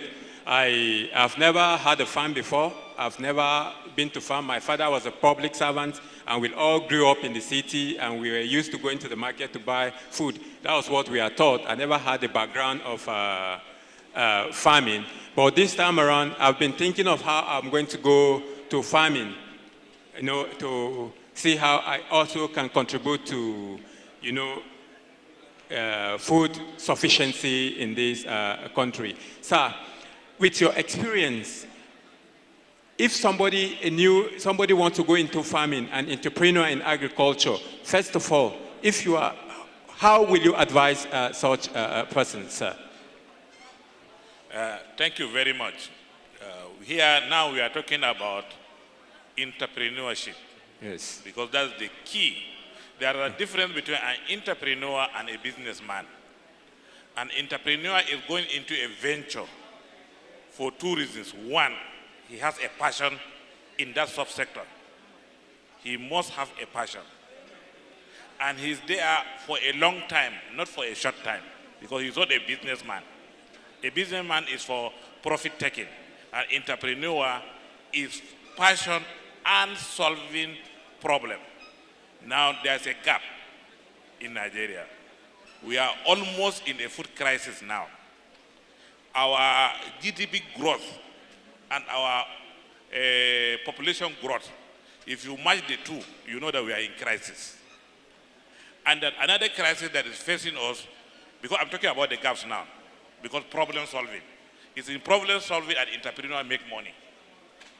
So because another gap is that the aging population of our farmers.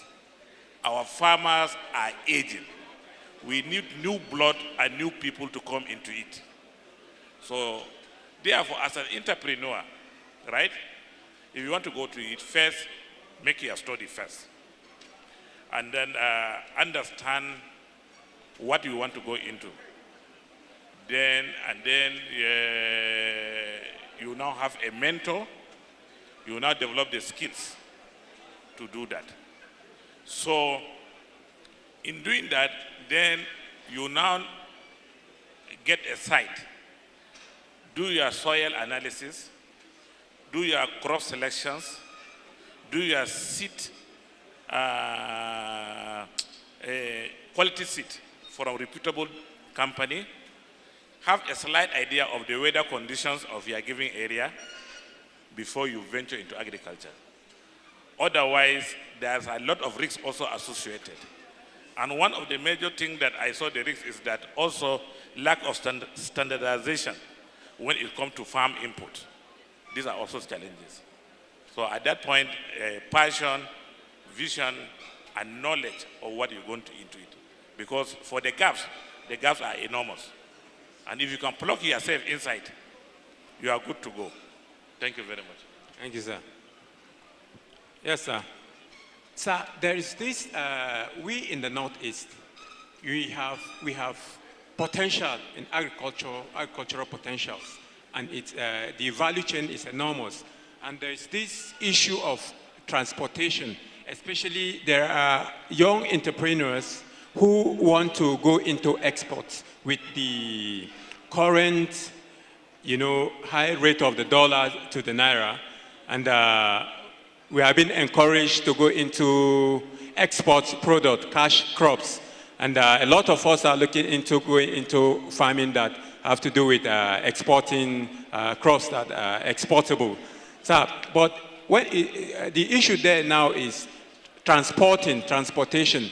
Then you have to, if you have a goods now for export, you have to prepare it and take it down to Lagos, down to the sea bed before you can be able to ship it. And here in the Northeast, I think Yobe State have a dry port, they call it, a cargo port. And so far, sir, what will you have to say for those that want to go into export products of agro produce?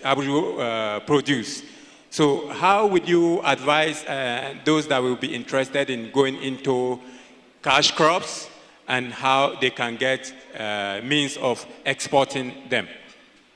Thank you very much. I think this is a very vital question.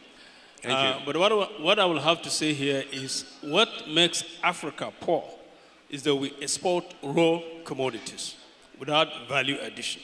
So first and foremost, I will advise whoever is interested in export business to think about at least primary processing.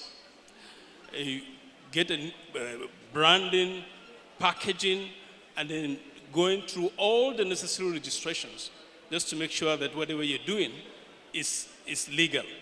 One of the things one of the gaps we try to close in the ADAS program is the issue of primary and secondary processing. And how we go about it is we use, because we take productive partnership very serious, we partner with individual organizations, we partner with individual entrepreneurs, and we also partner with communities that is using their cooperatives, the producer organization cooperatives. So what we try to encourage is at least to process primarily and then you package. Part of our delegation here is community-based seed entrepreneurs. These are people who are trained by the IITA and who are licensed by the National Agricultural Seed Council. We're here with them in our pavilion. You see their display. So we try to encourage them is to package, process a little bit for export. So the idea is to link them with market. One of the speakers said something about starting with the market. That is exactly the idea. You need to know what the market is talking about, what is the need, and then you package, you brand your product specifically to meet the demands of the market. So my advice is think about processing first and foremost, think about your brand, think about packaging, and then make sure you have proper registration to export. Okay. Thank you. Thank you, sir. Sir, most of our farmers are local farmers, and I think most of the produce we have are those local farmers. How do you think we can encourage, industrial farmers, those farmers that can go into industrialization here in the Northeast? What are the potential for industrialization, and how can we guide against our past experiences? For example, we had this veg fruit company somewhere in Biu in the olden days, and in the long run, that company collapsed. And I believe we used to have cotton farmers around, which are cash crops, and all these we have lost them. How do you think we can bring back all this glory, the old glory we used to have in these cotton productions and hide and skin, which is we have lost this market that we used to have before? What do you think both the government and the general public can do together to come up with this old glory that we have before? Okay, thank you, sir. You see, like in Adamawa State now, the government is on the course because we received more than 3 visitors in less than 2 months in the Ministry of Livestock of recent. Some came with the intention of looking for a land to establish pasture for our livestock. Some came with the intention of making Adamawa State the meat hub of Nigeria, having known the livestock population that we have in the state. Some also came with the intention of having or harvesting the milk we have from our cattle, so that they will process it just as what is happening now in Sebore farms. And we in the state gladly received them. We communicated everything back to His Excellency, the Executive Governor of Adamawa State, Alhaji Umaru Fintri, and he's ready to provide all the necessary conducive environment for these people to come. He has agreed with that, because when we look at how we are today, all of us here will depend on 1, 2, or more livestock products for the nourishment of our bodies, be it egg, meat, milk, and things like that. And for the hide and skins industry, the El Press now has already constructed a hide and skin shade in the Yola Modern Abattoir here, having identified that over 100 cattle is being slaughtered daily on daily basis in just Yola Modern Abattoir, not even taking into cognizance the other 19 local government areas. And the report reaching us from the divisional veterinary offices and divisional livestock offices in the state always tells us that, yes, in a month, we used to slaughter over 20,000 animals here in the state, both small and large ruminants. You see, we have not even taken that of chicken, because even in the state here, we have live bird market in the state. So the government has already put all these structures so that private investors can come in. Once they come, they will collaborate with the government, do their businesses successfully. As for the hides and skin buyers, we have their own license. As whoever wants to establish farm, we also have the farm records across the state. As for those people that are into cattle or livestock businesses, we have also livestock purchasing licenses that the government used to give, so that you just do your business with your head upright.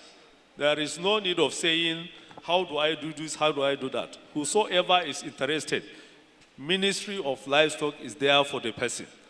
And we have some cold rooms also established in Mubi and also here in Yola to take care of the fish as well as the meat. So you see there are a lot of potentials in livestock. The only thing we need is to collaborate. Already conducive environment is here in Adamawa State.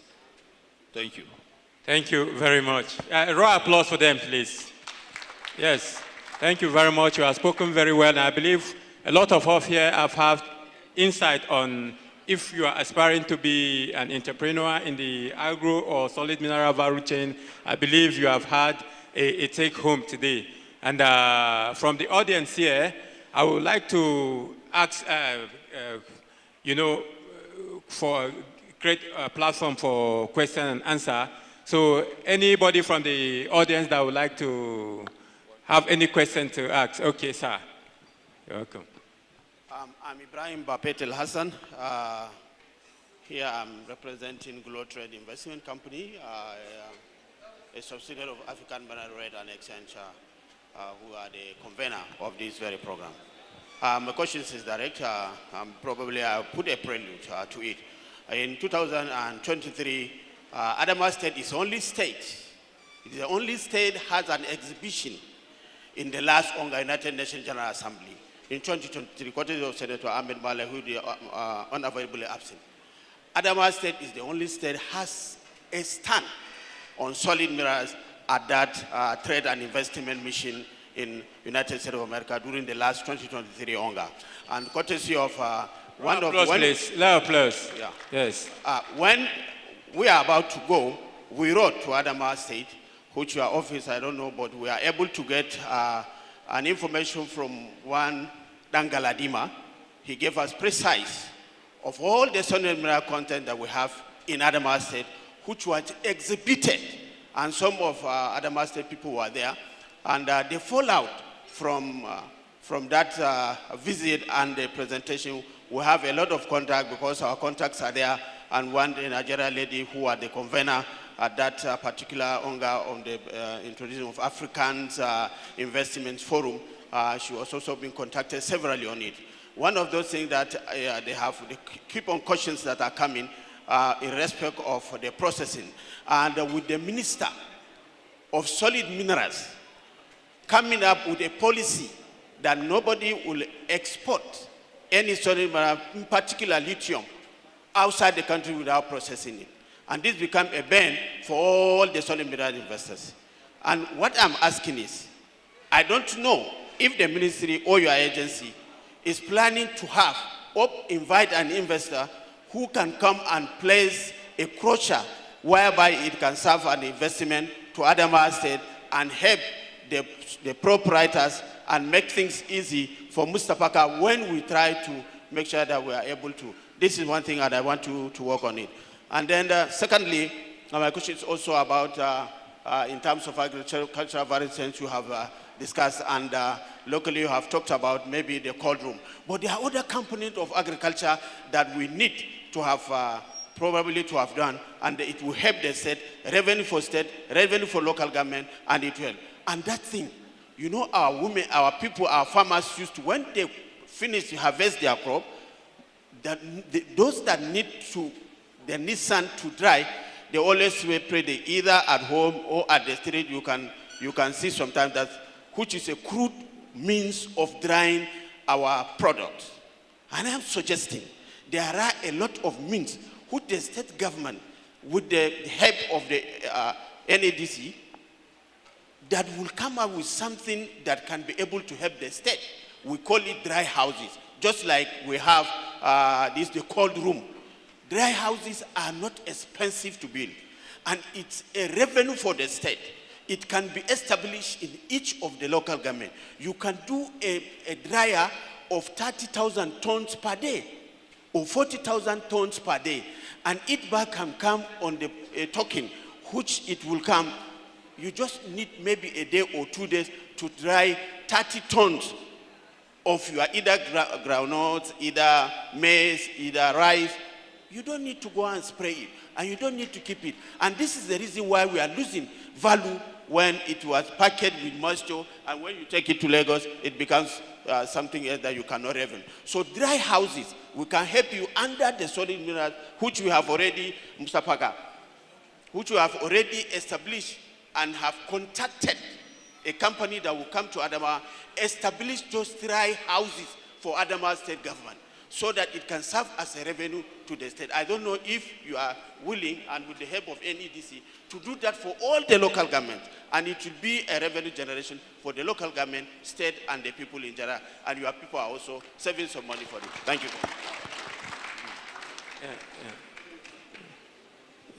Sir, can you do justice to his question, please? Yeah, thank you so much. Your question is whether there are investors after that powerful outing abroad. So many investors have come. Truth is, directly behind you here, there is somebody representing a company that has come, and we've developed an MOU, and we are about signing it. So we are grateful to God for that. Apart from him or that company, there are other companies. Even the former Minister of Mines for China is already in the country, and we're trying to develop things with them. The truth is that we are not relenting. We want these things to change. It has been a very dull moment for the state in the mineral sector. But with the eyes of everybody being opened, we want total and full participation from everybody. One thing I want us to get clear is the benefits of a mineral investment is stratified. The community gets its own, the person that is investing gets its own, government gets its own. They are stratified and they are in percentages. Adamawa State has a lot of lithium, a lot of it. I can take you to points if you want. What we want is investors. Investors. We have lithium, we have a lot of that, and we can, and we are available for services for the state. Thank you. Thank you very much. Okay, let him, maybe you want to add to. Okay, let me respond to his question about the need to provide the dryers. You know, for us, we have constraint, not having enough funds, but I always suggest raw materials. I don't know where they are around. Raw materials, they normally provide such support. Or you can go to any of these development partners. If you can write a very good proposal, they can provide such machines for us. Thank you. Thank you very much. Roll applause for them, please. Okay. Thank you very much. I think our approach is promoting the private sector participation in this kind of value chain development, whether they are drying houses, silos, or what have you. And I'm very happy from the presentation. A lot has been said about micro-mechanization. So what we try to do is to stimulate the market in such a way that you organize private sector actors to come in and provide these services. And locally, you know, there are so many micro agri-techs around the world that we can promote by empowering local businesses. So I think this is the approach. So instead of relying on the government or development partners, I think we should think about business. These are business opportunities because these are needed. Silos are needed. Dryers are needed in our communities.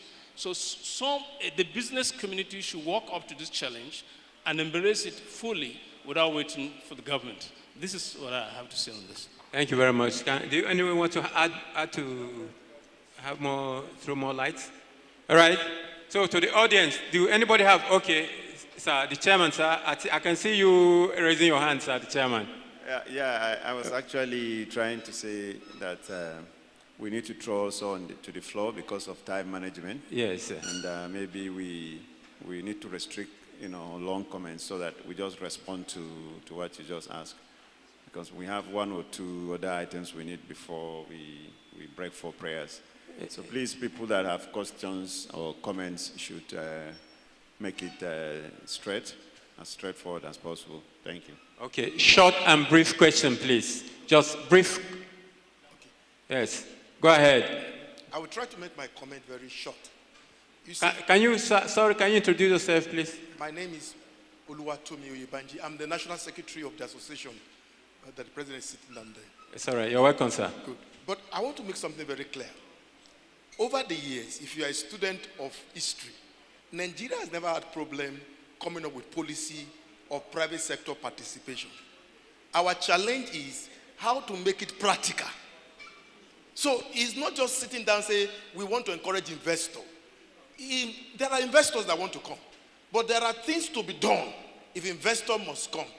Where the government need to now take action now. Sorry, sir. Is it a question or you want to make it's comment? A comment because of the point. Because if we leave this meeting with just discussion. I'll give you 1.5 minutes because it is question and answer session, please. Go ahead. If we leave this meeting without coming out with results on this decision, question that have been asked, we will not make progress. What I'm asking the government to do is, let's come out with practical approach. Behind this meeting, we can still discuss. How do we allow the investors to come? What are the 1, 2, 3 things we must do? He said he will discuss about that tomorrow.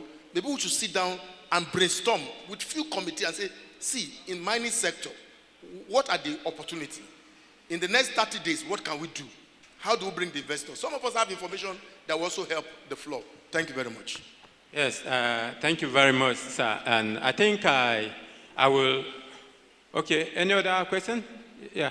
No, any female there? Yes. Okay, madam, introduce yourself and ask your question, please. Let's know you, madam. Thank you, sir. My name is Mrs. Roslyn Obida. I'm the Adamawa State National Association of Small and Medium Enterprises Women Coordinator. My question is this. Okay, from observation, that in fact from timeless meetings and participation in a lot of the programs that we do, we go to these programs, a lot of things have been said like that, and at the end of it all, we see nothing.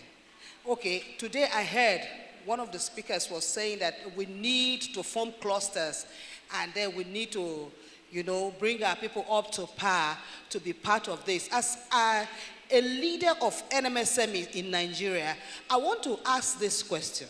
What are the modalities that this organization has put in place? And not only that, Adamawa State Agricultural, whatever. What have they put in place so that when I go back, I can speak to my women and say, okay, this cluster is going to come up, this is a time lag and all that, because there are so many times we say things here, and the next is just like shooting ourselves in the foot. We go back, nothing happens. Sometimes I think we are tired of even coming to some of them, especially for me, because I'm always in one place or the other, trying to see how my people can be bettered. Somebody that is selling tomato or vegetable on the street there doesn't have, I don't know how we would think that those people will have the wherewithal to sit down and begin to write proposals or do any of those things. But brief, please, ma'am. Brief.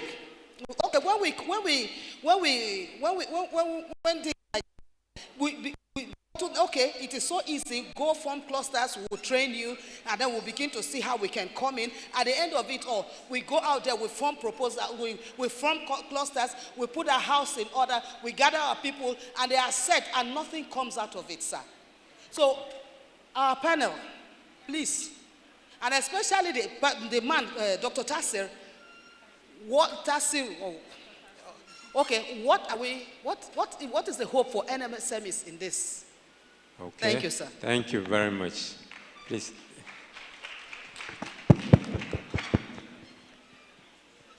Yes, sir. I think she threw the question to you, please, sir. Okay, yes. Thank you very much.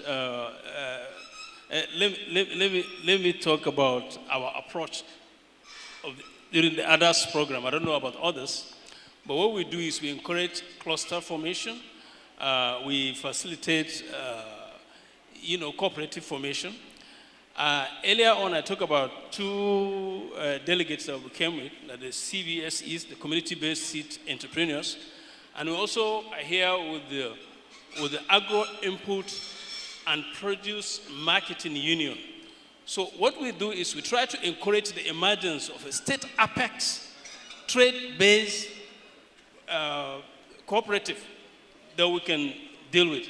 But I don't know how far, whether you've ever been to others gathering or whether, I don't know, but I think we need to, if the problem is with her own organization, we need to sit down maybe after this meeting to look at where we stopped in the process of trying to organize state apex cooperative in their own case. And from there, we can pick it up there.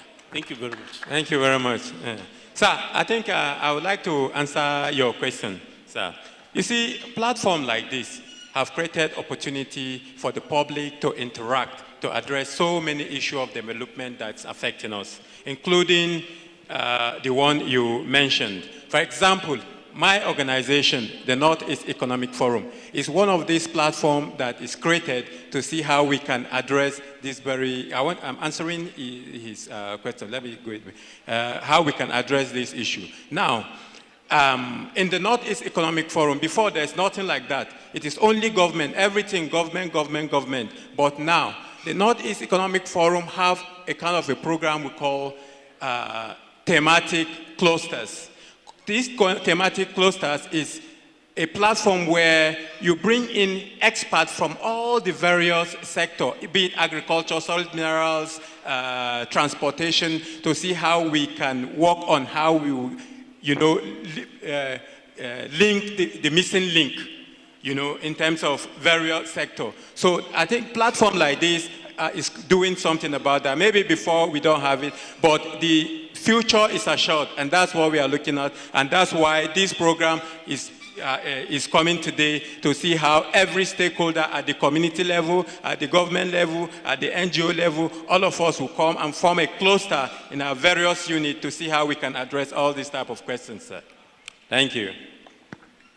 Sir, I want to comment a little bit, maybe one or two comments. Okay, sir, go ahead. Now, in regard to that question, number one,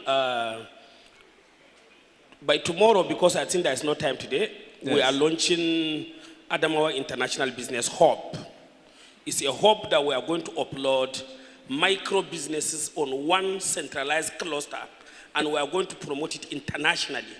So it's a gateway we are bridging so that an investor can speak directly to any producer at the grassroots. Wow, interesting. A round of applause, please. A long applause. Yes. That's what we are looking for. Opportunity for you to strive. Yes. If you believe in where you can link up with investors, you need to clap. If good things are done by government, either by your fellow brother, you need to show encouragement. No, it's like everybody, we're just slow, nobody is clapping, nobody is showing that yes, it's picking something out of this place. Please, if somebody have spoken and have spoken a point that we see that yes, it has made sense, that it has moved us from where we are to the next step, let's show that yes, we are with that person. Thank you. So go ahead, sir. Yeah, that's the point number one. So I'm encouraging her, any of their women that have been trained in any skill and what have you, and they can produce something of value, they should participate tomorrow.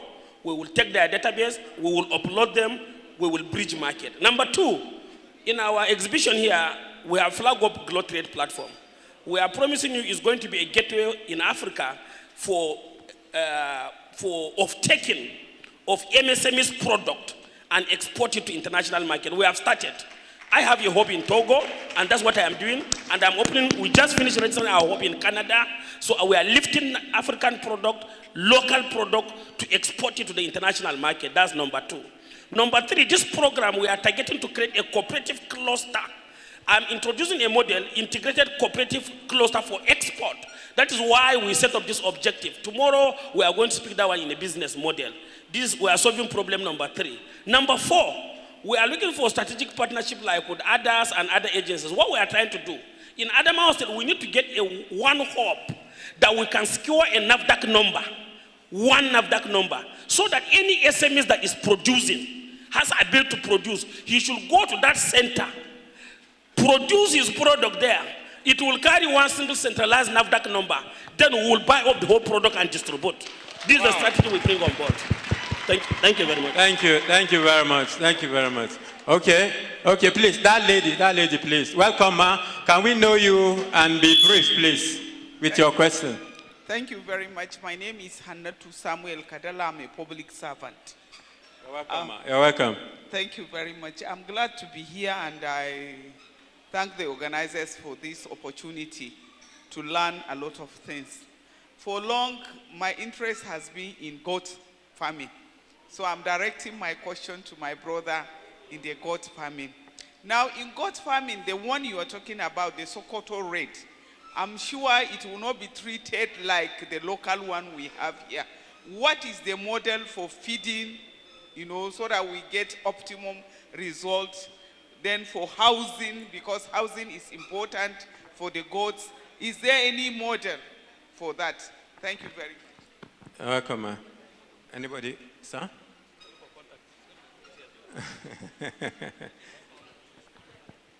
Thank you very much, okay. Mrs. Hannatu. Actually, let's start with the last one. You say housing. Housing for goat. There's a global standard for housing of goat, because goat don't like direct rent, particularly the one we have, and generally globally. Therefore, I don't know, maybe I'll get your contact.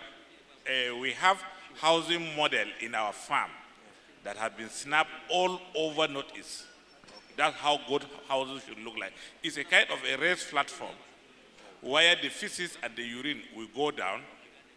Then you now easy to pack it out, because the reason is this: goat produce a lot of urine, and inside that urine it carry ammonia, and it used to affect their lungs.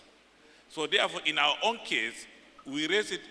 People call it akuyama de gidan sama. You understand? So it's like a gidan sama stuff. So we raise it up, so the feces and this will go down. And again, during rainy season, we don't allow them to go out of that platform. It's a house, but it's an elevated house. So they don't go out. And the way they go out, in our own model, we created what we call exercise area, where we put a lot of sand, or what they call yashin jauro, so that even if it's a waterlogged area, because one thing that is happened with goat is this food disease, which of course you don't want to have it in your farm. So the exercise area is why we give them the food. They eat within the exercise and do their jumping up and down. They are very social animals, they like jumping. So I cannot describe it here so that people understand, except if you see how the goat pen house look like. Then you come to Sokoto Red. Sokoto Red is the same thing that what people call here Arkasa.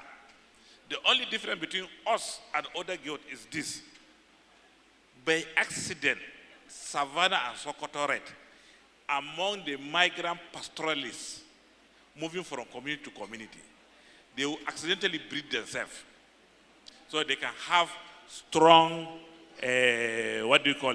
body structure. So if you have your vet who know animal anatomy, I'm giving you our own experience, animal anatomy. You go to a local market, don't go far places. Just Ngurore, Chigari, Song, and even maybe if you go far, maybe Guyuk. He will take time to select the goat with a good genetic makeup, a good anatomy, will be your seat to start with, because that's how we started. It took us 2 months to get the seat, that's the seat we wanted. So we define it as Yarkasa, but they are just the same thing as Sokoto Red. So there's no difference.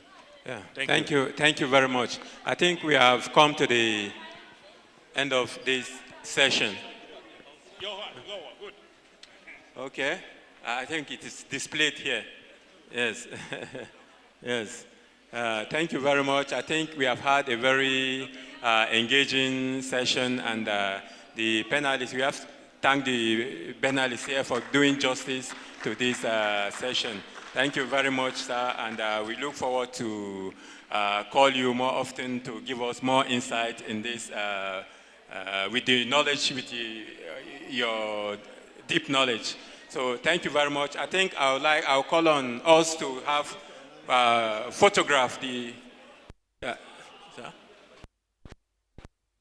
chairman and the convener. Please come forward for the panelists to have group photograph with you, please.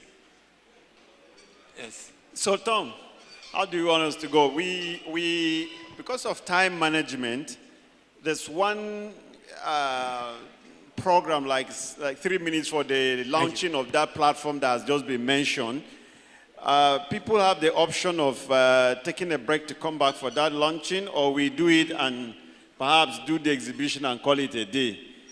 Can we create like 3 to 5 minutes to do the launching of the app or the platform as mentioned, so that we move out for the exhibition and go?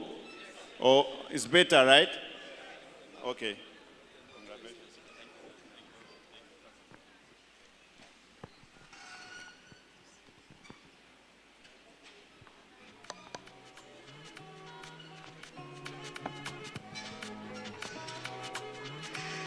Yeah, you can give us a music interlude, please, as the panelist and the chairman, the convener. Yeah, Ibrahim Umar, you can join them on stage. Yes, my palm sec too. Sir, you can come up stage, please. Sir, you can join them up stage, please. Sir, all the people, you can join them up stage, please.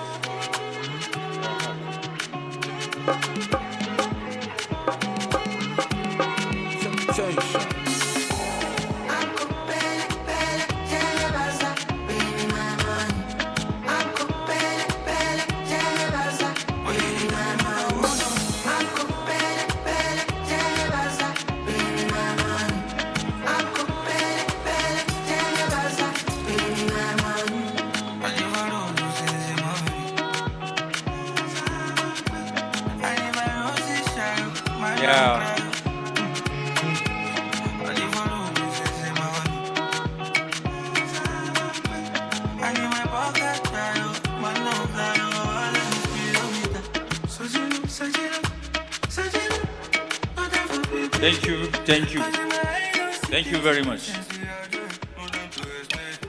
Mr. Chairman, our panelists, invited guests, we are honored to have a very wonderful session where discussions of experts has enriched our knowledge base of investing all that we can in the area of mineral resources and in agriculture. At this point, I want to just take a few minutes of your time to call on the representative of the CG to come and give us a special message from the CG. And may I announce that the chairman has already given an instruction for anyone that is having a presentation to make. That is going to be done tomorrow. So tomorrow is a special day earmarked and was scheduled for anybody with presentation or exhibition outside or inside the hall. Mrs. Helen Audu, please, ma, can you come upstairs as you give a message from the CG, ma? Thank you very much, ma, for coming upstairs.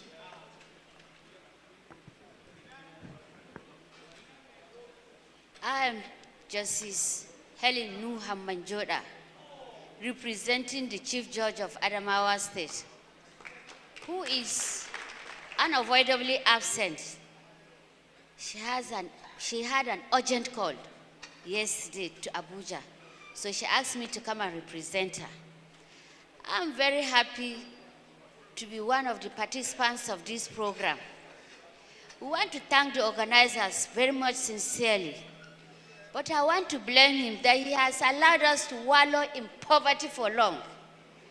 Instead of bringing this program long ago, he allowed our parents to be suffering, famine and famine and famine. And the only entrepreneur that they could do was to send us to school out of the process of the famine. 2, this program should be extended to the local government areas because that is where the minerals lie. If you don't enlighten our people, we are farmers, we can contribute, save money towards digging these minerals that you are telling us of. But some of us are ignorant. We don't know what gold looks like. We don't know what other minerals you have enumerated look like. I may be sitting on gold and I wouldn't know it is gold. And if you go to dig that place, somebody will come and say, this is my father's land, oh, this hill belongs to my grandfather. So you have to do more and more enlightenment on this program so that we cannot keep relying on education. We are the entrepreneur of our parents. Now, the second entrepreneur is this one that you have just brought in. Your fault is that you allowed our parents to suffer much. Because maybe I wouldn't have gone to university, I would have stopped at the secondary school level and start saving towards these minerals that are buried in the soil, given to us by God Almighty. Not where somebody will come and say, if not for this fuel that we are sending to the north would have collapsed, not knowing that we have a lot to sustain the northern part of Nigeria. I will not talk much because I wasn't asked to talk much. Thank you.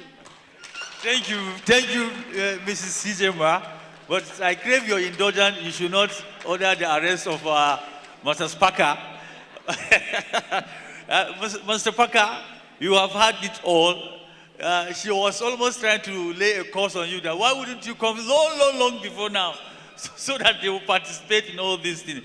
Mr. Chairman, Convener, and distinguished ladies and gentlemen, at this juncture, I want to say that, Mr. Chairman, permit me to say it is good we draw the curtain by closing a remark. From there, we'll go for an exhibition.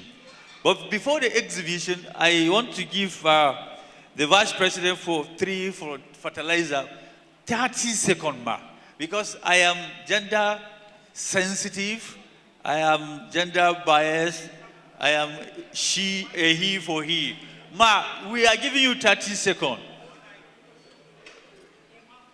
Who? President, Ms. Beth is who is the president for fertilizer?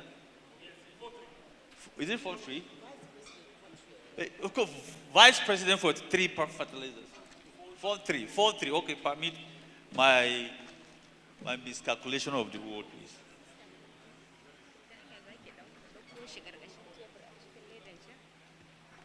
Salamun alaikum jama'a ina makowa fatan alkhairi.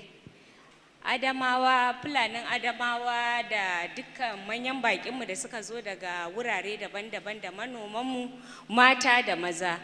Akwai wani sabon alkhairi da muka kawo muku, za mu ɗan yi briefing naku kaɗan.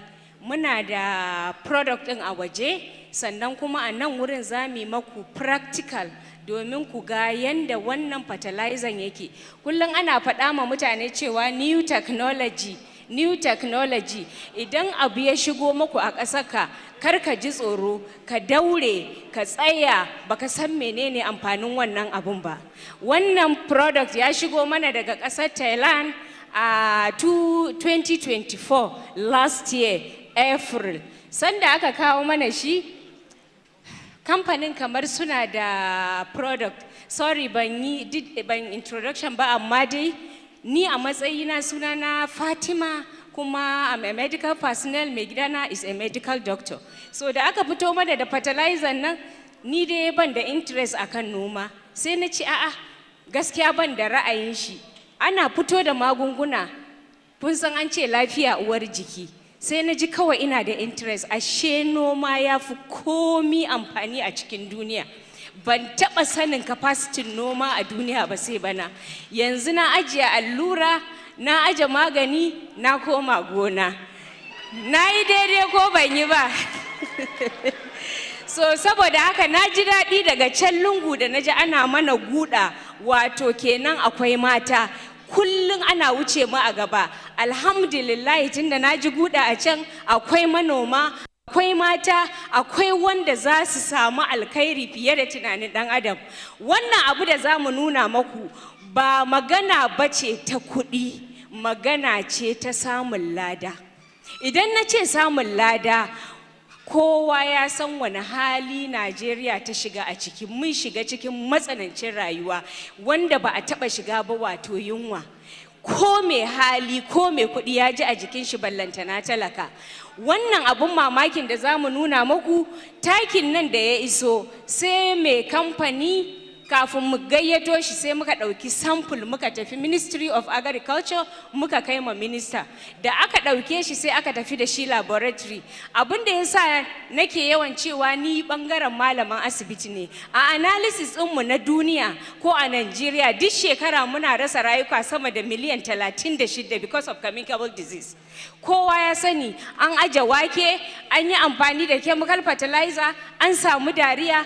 Ba mu iya kirga mutanen da muka rasa rayuka sala abincinmu. Haka ne ko ba haka ba? Tun muna yara mun san da wannan. Da muka ɗauka ba za ka kawo kasuwa a cikin ƙasarka ba abin da zai cutar da ɗan adam. Sai aka kai shi laboratory, kafin result ya fito sai muka gayyato mai kamfani. Da muka gayyato shi, aka zo aka yi launching a gaban bainar jama'a, ya dama fertilizer nan ya shanye rabin kofi. Jama'a kun san dalili? Whatever cannot harm a human, it can never harm our plant.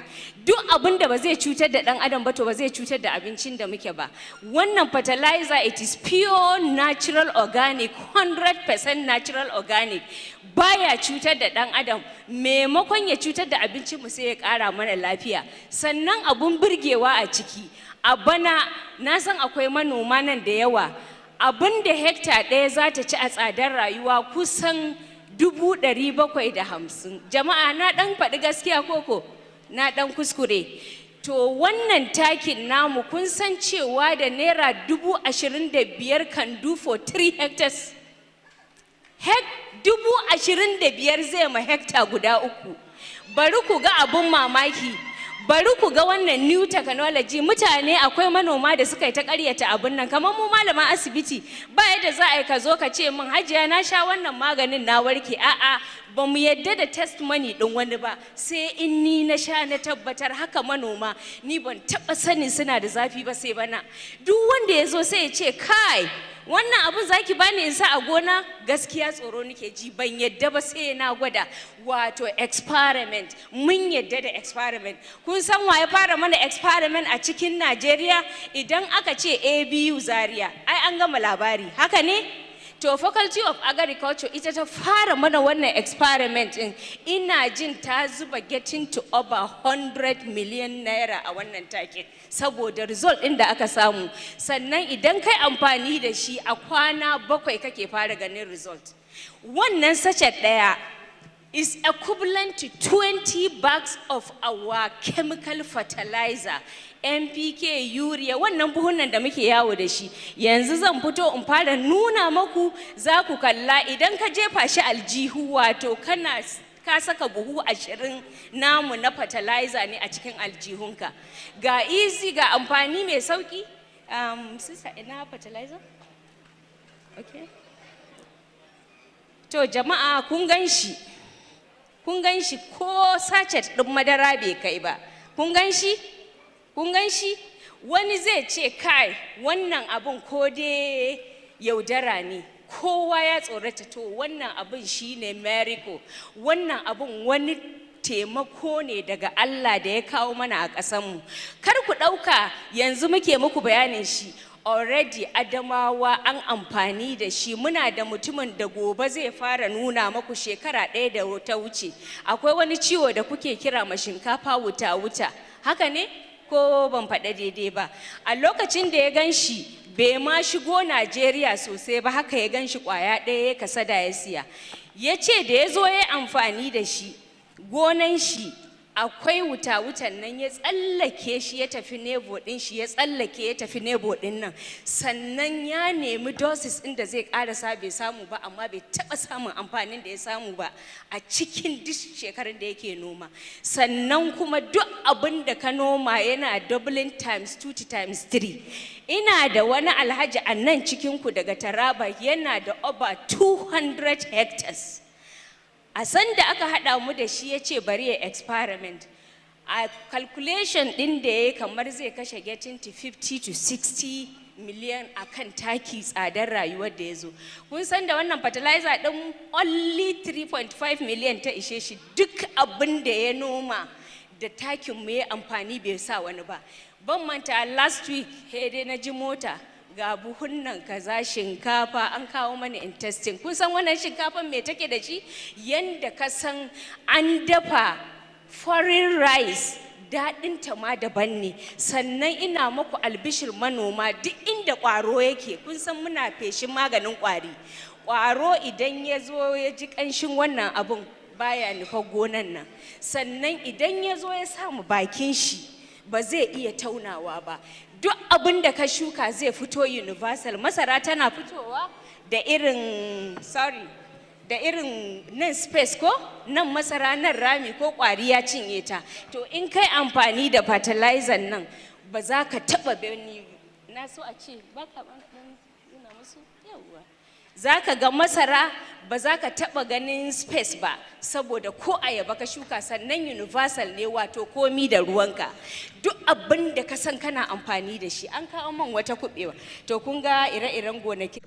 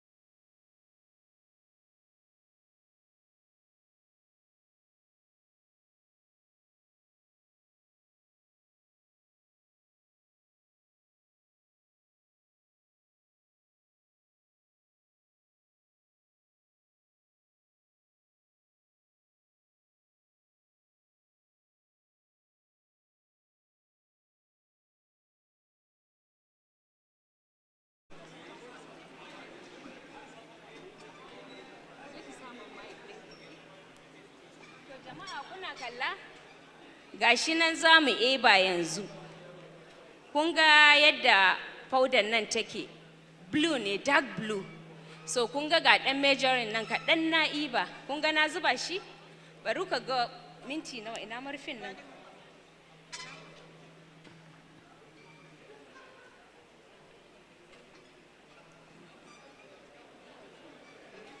Kun ga yadda ya koma? Kun gan shi? Ya zama kalo. Buɗe min to. Ina son zan nuna muku wani abu yanzu, amma ku min addu'a. Bismillahirrahmanirrahim.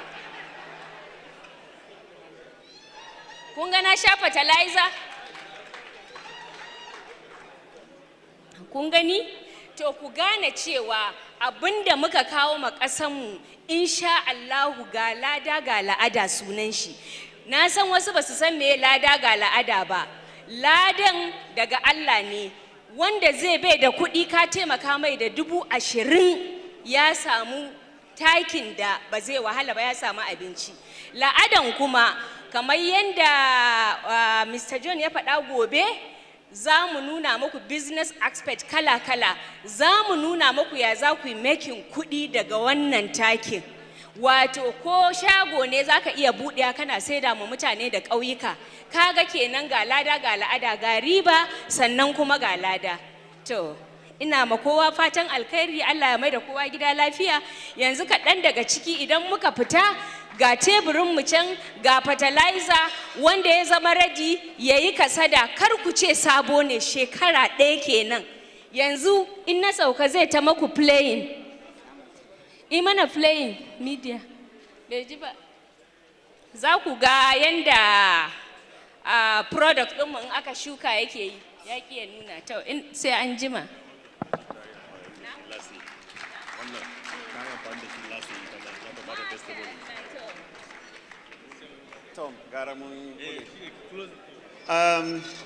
The time is almost 2:30.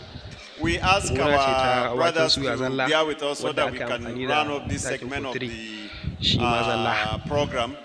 And we don't want it to drag longer. So many of the elderly people would like to ease themselves. So Muslim brothers would love to go and pray and so on. So we thank you for your indulgence. Hajiya mun gode. Akwai abin da ake cewa, you know, a movie industry that don't try this at home. Saboda Hajiya ta ce ku taimake ta da addu'a, mai yiwa Allah zai karbi addu'anku, amma ba na kowa ba. Shawaran da zan bayar ni a matsayina na malami shine, you know, don't try this at home ake cewa ko. Maganin amfanin gona ne. Mu yi imani da Allah, mu yi imani ga maganin mu jarraba. Amma experimentation bisa ga lafiyar mutum, likitoci da suke nan, her husband is a medical personnel and he allowed her, but apparently maybe novices, we should not rush into that. Ni na yarda da maganin nan, na san shi Paka ya bani, na jarraba. Ina akwai mutumin Taraba da ya jarraba wannan a gonansa ko? Yana nan? Yauwa zo ka ba minti ɗaya, kun san abin da ake cewa jiyau ya fi ganau. Kar ku sha maganin Hajiya da Allah ku gwada a gona. So akwai abin da ake cewa medical ethics na experimentation. So that will give our brother who is a live witness, ya yi amfani da shi daga Taraba, shi ne take faɗan, mu ji daga bakin kasa amfaninsa. To jama'a assalamu alaikum. Na gode da daman da aka bani. A dalilin zuwa nan ita wannan matan da ta yi magana yanzu, a zahiri ni wani abu a wani lokaci mu kauyawa ne, amma mun yarda da cewa mutum zai iya kallon mutum a Amerika a waya, amma ba mu yarda da technology da za a kawo mana mu a gida ba. Wannan shine matsalolinmu. Da ta yi mini tallan shi sai na ce gaskiya ni bari in gwada. A zahiri gaskiyar magana, ina noma baya kasa hekta 200 zuwa 300. Ina kashe kudi a fertilizer no less than 50 to 40. Wani lokaci idan abun bai yi mini dadi ba, 30 million naira a fertilizer. Amma a zahirin gaskiyar magana, wannan dalilin wannan fertilizer abun da na kashe, I don't think ya kai 3 million naira. idan aka hada har da 3 million naira har da wanda na ba masu brothers dina da wa'inda na taimaka musu mai ɗaya mai biyu su ne dalilin da ya ji haka. Kuma abu na biyu yadda take faɗa muku cewa ta sha shi a nan zahiri nima na sha kuma ban ga da matsala ba. Ni mutumin Taraba, ni mutumin Adamawa, ni dan gidan Umaru Tafida. To kowa ya sani mahaifinmu manomi ne a Adamawa a Mobi. Amma dalilin wannan muka koma Taraba noma, dama mu manoma ne. Amma yanzu fa ni indijin Taraba ne. Mu mutane Adamawa mu yi hakuri don sun bani over 500 hectares can, kaga sun taimake ni. Da Allah ku iyaye na Adamawa ku yi hakuri. To gaskiyar magana ni ina ba ma mutane shawara wanda bai da karfi, ba hana mutum siyan taki ba, amma wannan takin ni kam tsakani da Allah ina amfani da sama da buhu 3,000 tsakani da Allah na ce muku ba wasa ne muku ba, kwaya ɗaya ni ban sai taki ba, wannan fertilizer da shi ne amfani kuma shi ya biya mini bukata a lokacin da nake yanzu hakan nan. Abin da nake gaya muku da ranin nan ina da hekta 50 na noman rani. A hekta 50 din nan ni dai ban kai ta fertilizer buɗe da gona na ba. A wani lokaci yara sai su nuna min cewa oga wannan bai yi ba wannan bai yi ba, ban yadda ba. Ita ta ce abun nan 40 yake goyo, amma ni ina fidda shi goyo ma 55 domin gudun akwai abun da na fahimta ciki da na zo fesawa a wani lokaci sai yana nema ya fi karfinsa har yana mai da shi ja. Wani yana raina wannan ɗin yadda ta faɗa ɗin, wani yana raina shi sai ya cika ce kai bari in cika shi, sai ya cika shi ya je ya fesa sai ya bata mar gona. Na sha har Kamarun na sha amsa wayan mutane sakamakon ni ina jin Fulanci. Wani ya je gidan wani minista a Kamarun ya je ya feshi ya fesa da yawa sai ya lalata masa fulawan gida gaba daya. Sai aka ce ai bai yi kyau ba. Nace don me? In da baya yi ya kamata ne ya kona shi? Aka ce babu. Nace to gaskiya magana kuna so in yi magana a group? Suka ce ya kamata. Nace to wannan mutumin nan ya je gidan mai kuɗi ne yana so ya faranta masa rai shi yasa ya fesa da yawa. Sai ya kira ni a private ya ce tsakani da Allah kuma haka aka yi. To jama'a mu yi hakuri. Wannan fertilizer da aka yi muku talla ni dai a ni idan akwai wanda yake da tunani irin nawa na yadda ya siya. To amma kuma idan ka jahilci abun kaga wani abu ne daban. Idan dan wanka ya kira ka a America a video call kana murna kana ganin shi, amma an kawo maka technology har gida ka ce baka yadda da shi ba. Ina kashe kuɗi miliyan 50 akan noma akan fertilizer, yau kuma sai na zo ina kashe miliyan 15. Ya kamata in fara cin kaji, kar ku gani katon na kaji nake ci da ni da iyalai na sakamakon bana gaskiya magana ban kashe kuɗi da yawa ba. Da ranin nan ya kamata in kashe kuɗi bai kamata ya kasa miliyan 20 ba a fertilizer, amma gaskiya magana ga ta nan kuma ga wannan ɗin daga cikin nashi aka cire, ba mu taba haduwa da shi ba, ban taba ganin sa ba, amma daga cikin nasa aka cire guda goma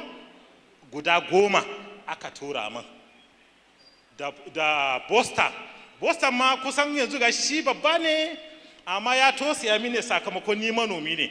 Dama guda 12 ne aka kawo shi gaba daya a Najeriya, ni ne na fara gudawa na ci a sayar min, dole haka aka bar min shi. Da Bosta da fertilizer, Bosta ba mu taba amfani da shi ba, na yi tun da damuna akan a sayar min suka ki sayar min. Amma a wannan karo kuma sai suka sai da min shi on last December sai suka sai da min shi.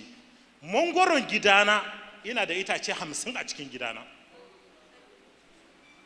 Itace 50 a cikin gidana bai taba haifuwa ba.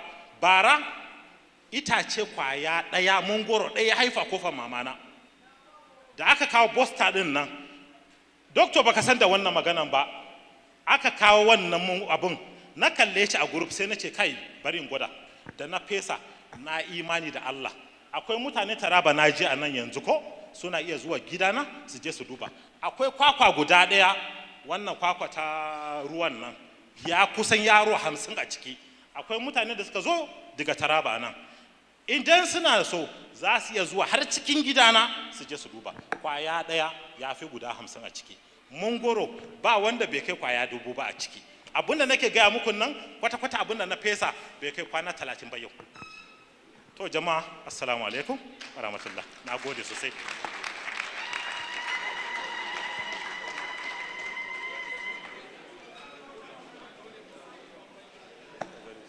Okay, sorry, Tom, come and carry with your job. But bayanin da zan yi ciki kaɗan shine mun tattauna da Hajiya. Ta ce abin da ya sa ta ɗanɗana saboda mutane su tabbatar ba chemical ba ne. Ko? Cewa it's an organic thing and it's not harmful. That was why she tested. Ordinarily, ba wai haka take yi kullum ba. So akwai mai gidanmu wani engineer Yusuf shi ma ya san da takin nan, I believe. Shi Dr. John ni ma a wurinsa na samu. Shi John Paka. So a wurin samu. So it's a confirmed thing that it's a very good fertilizer and very economical. Ba wai wanda mutum zai shakka ba ne. Yeah. Thank you very much, Mr. Chairman.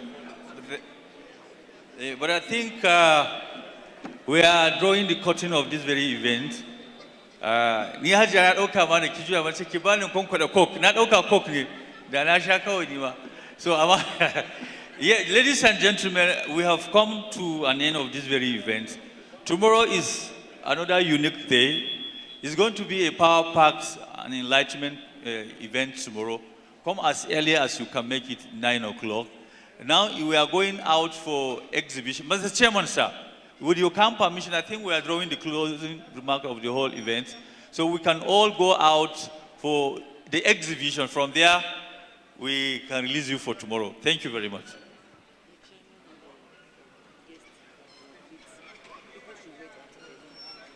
Yeah, in reverse order, we are going on reverse order, please. The chairman and the convener must leave, then before any other person. Thank you. So the exhibition is going to be the chairman, the convener, guests, special guests, and people of the high table should follow them.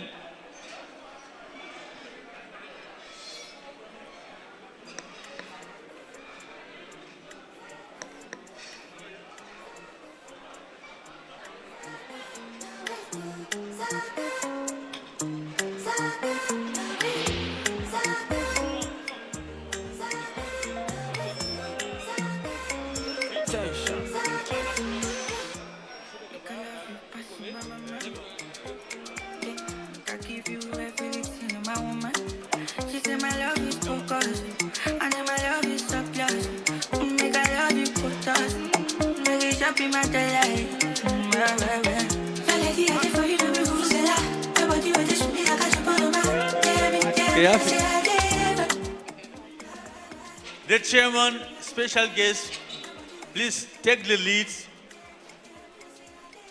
As the convener will be introducing and explaining every segment of the exhibition.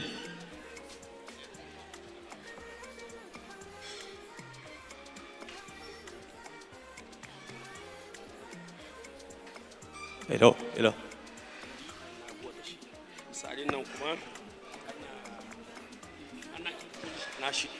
Shi wannan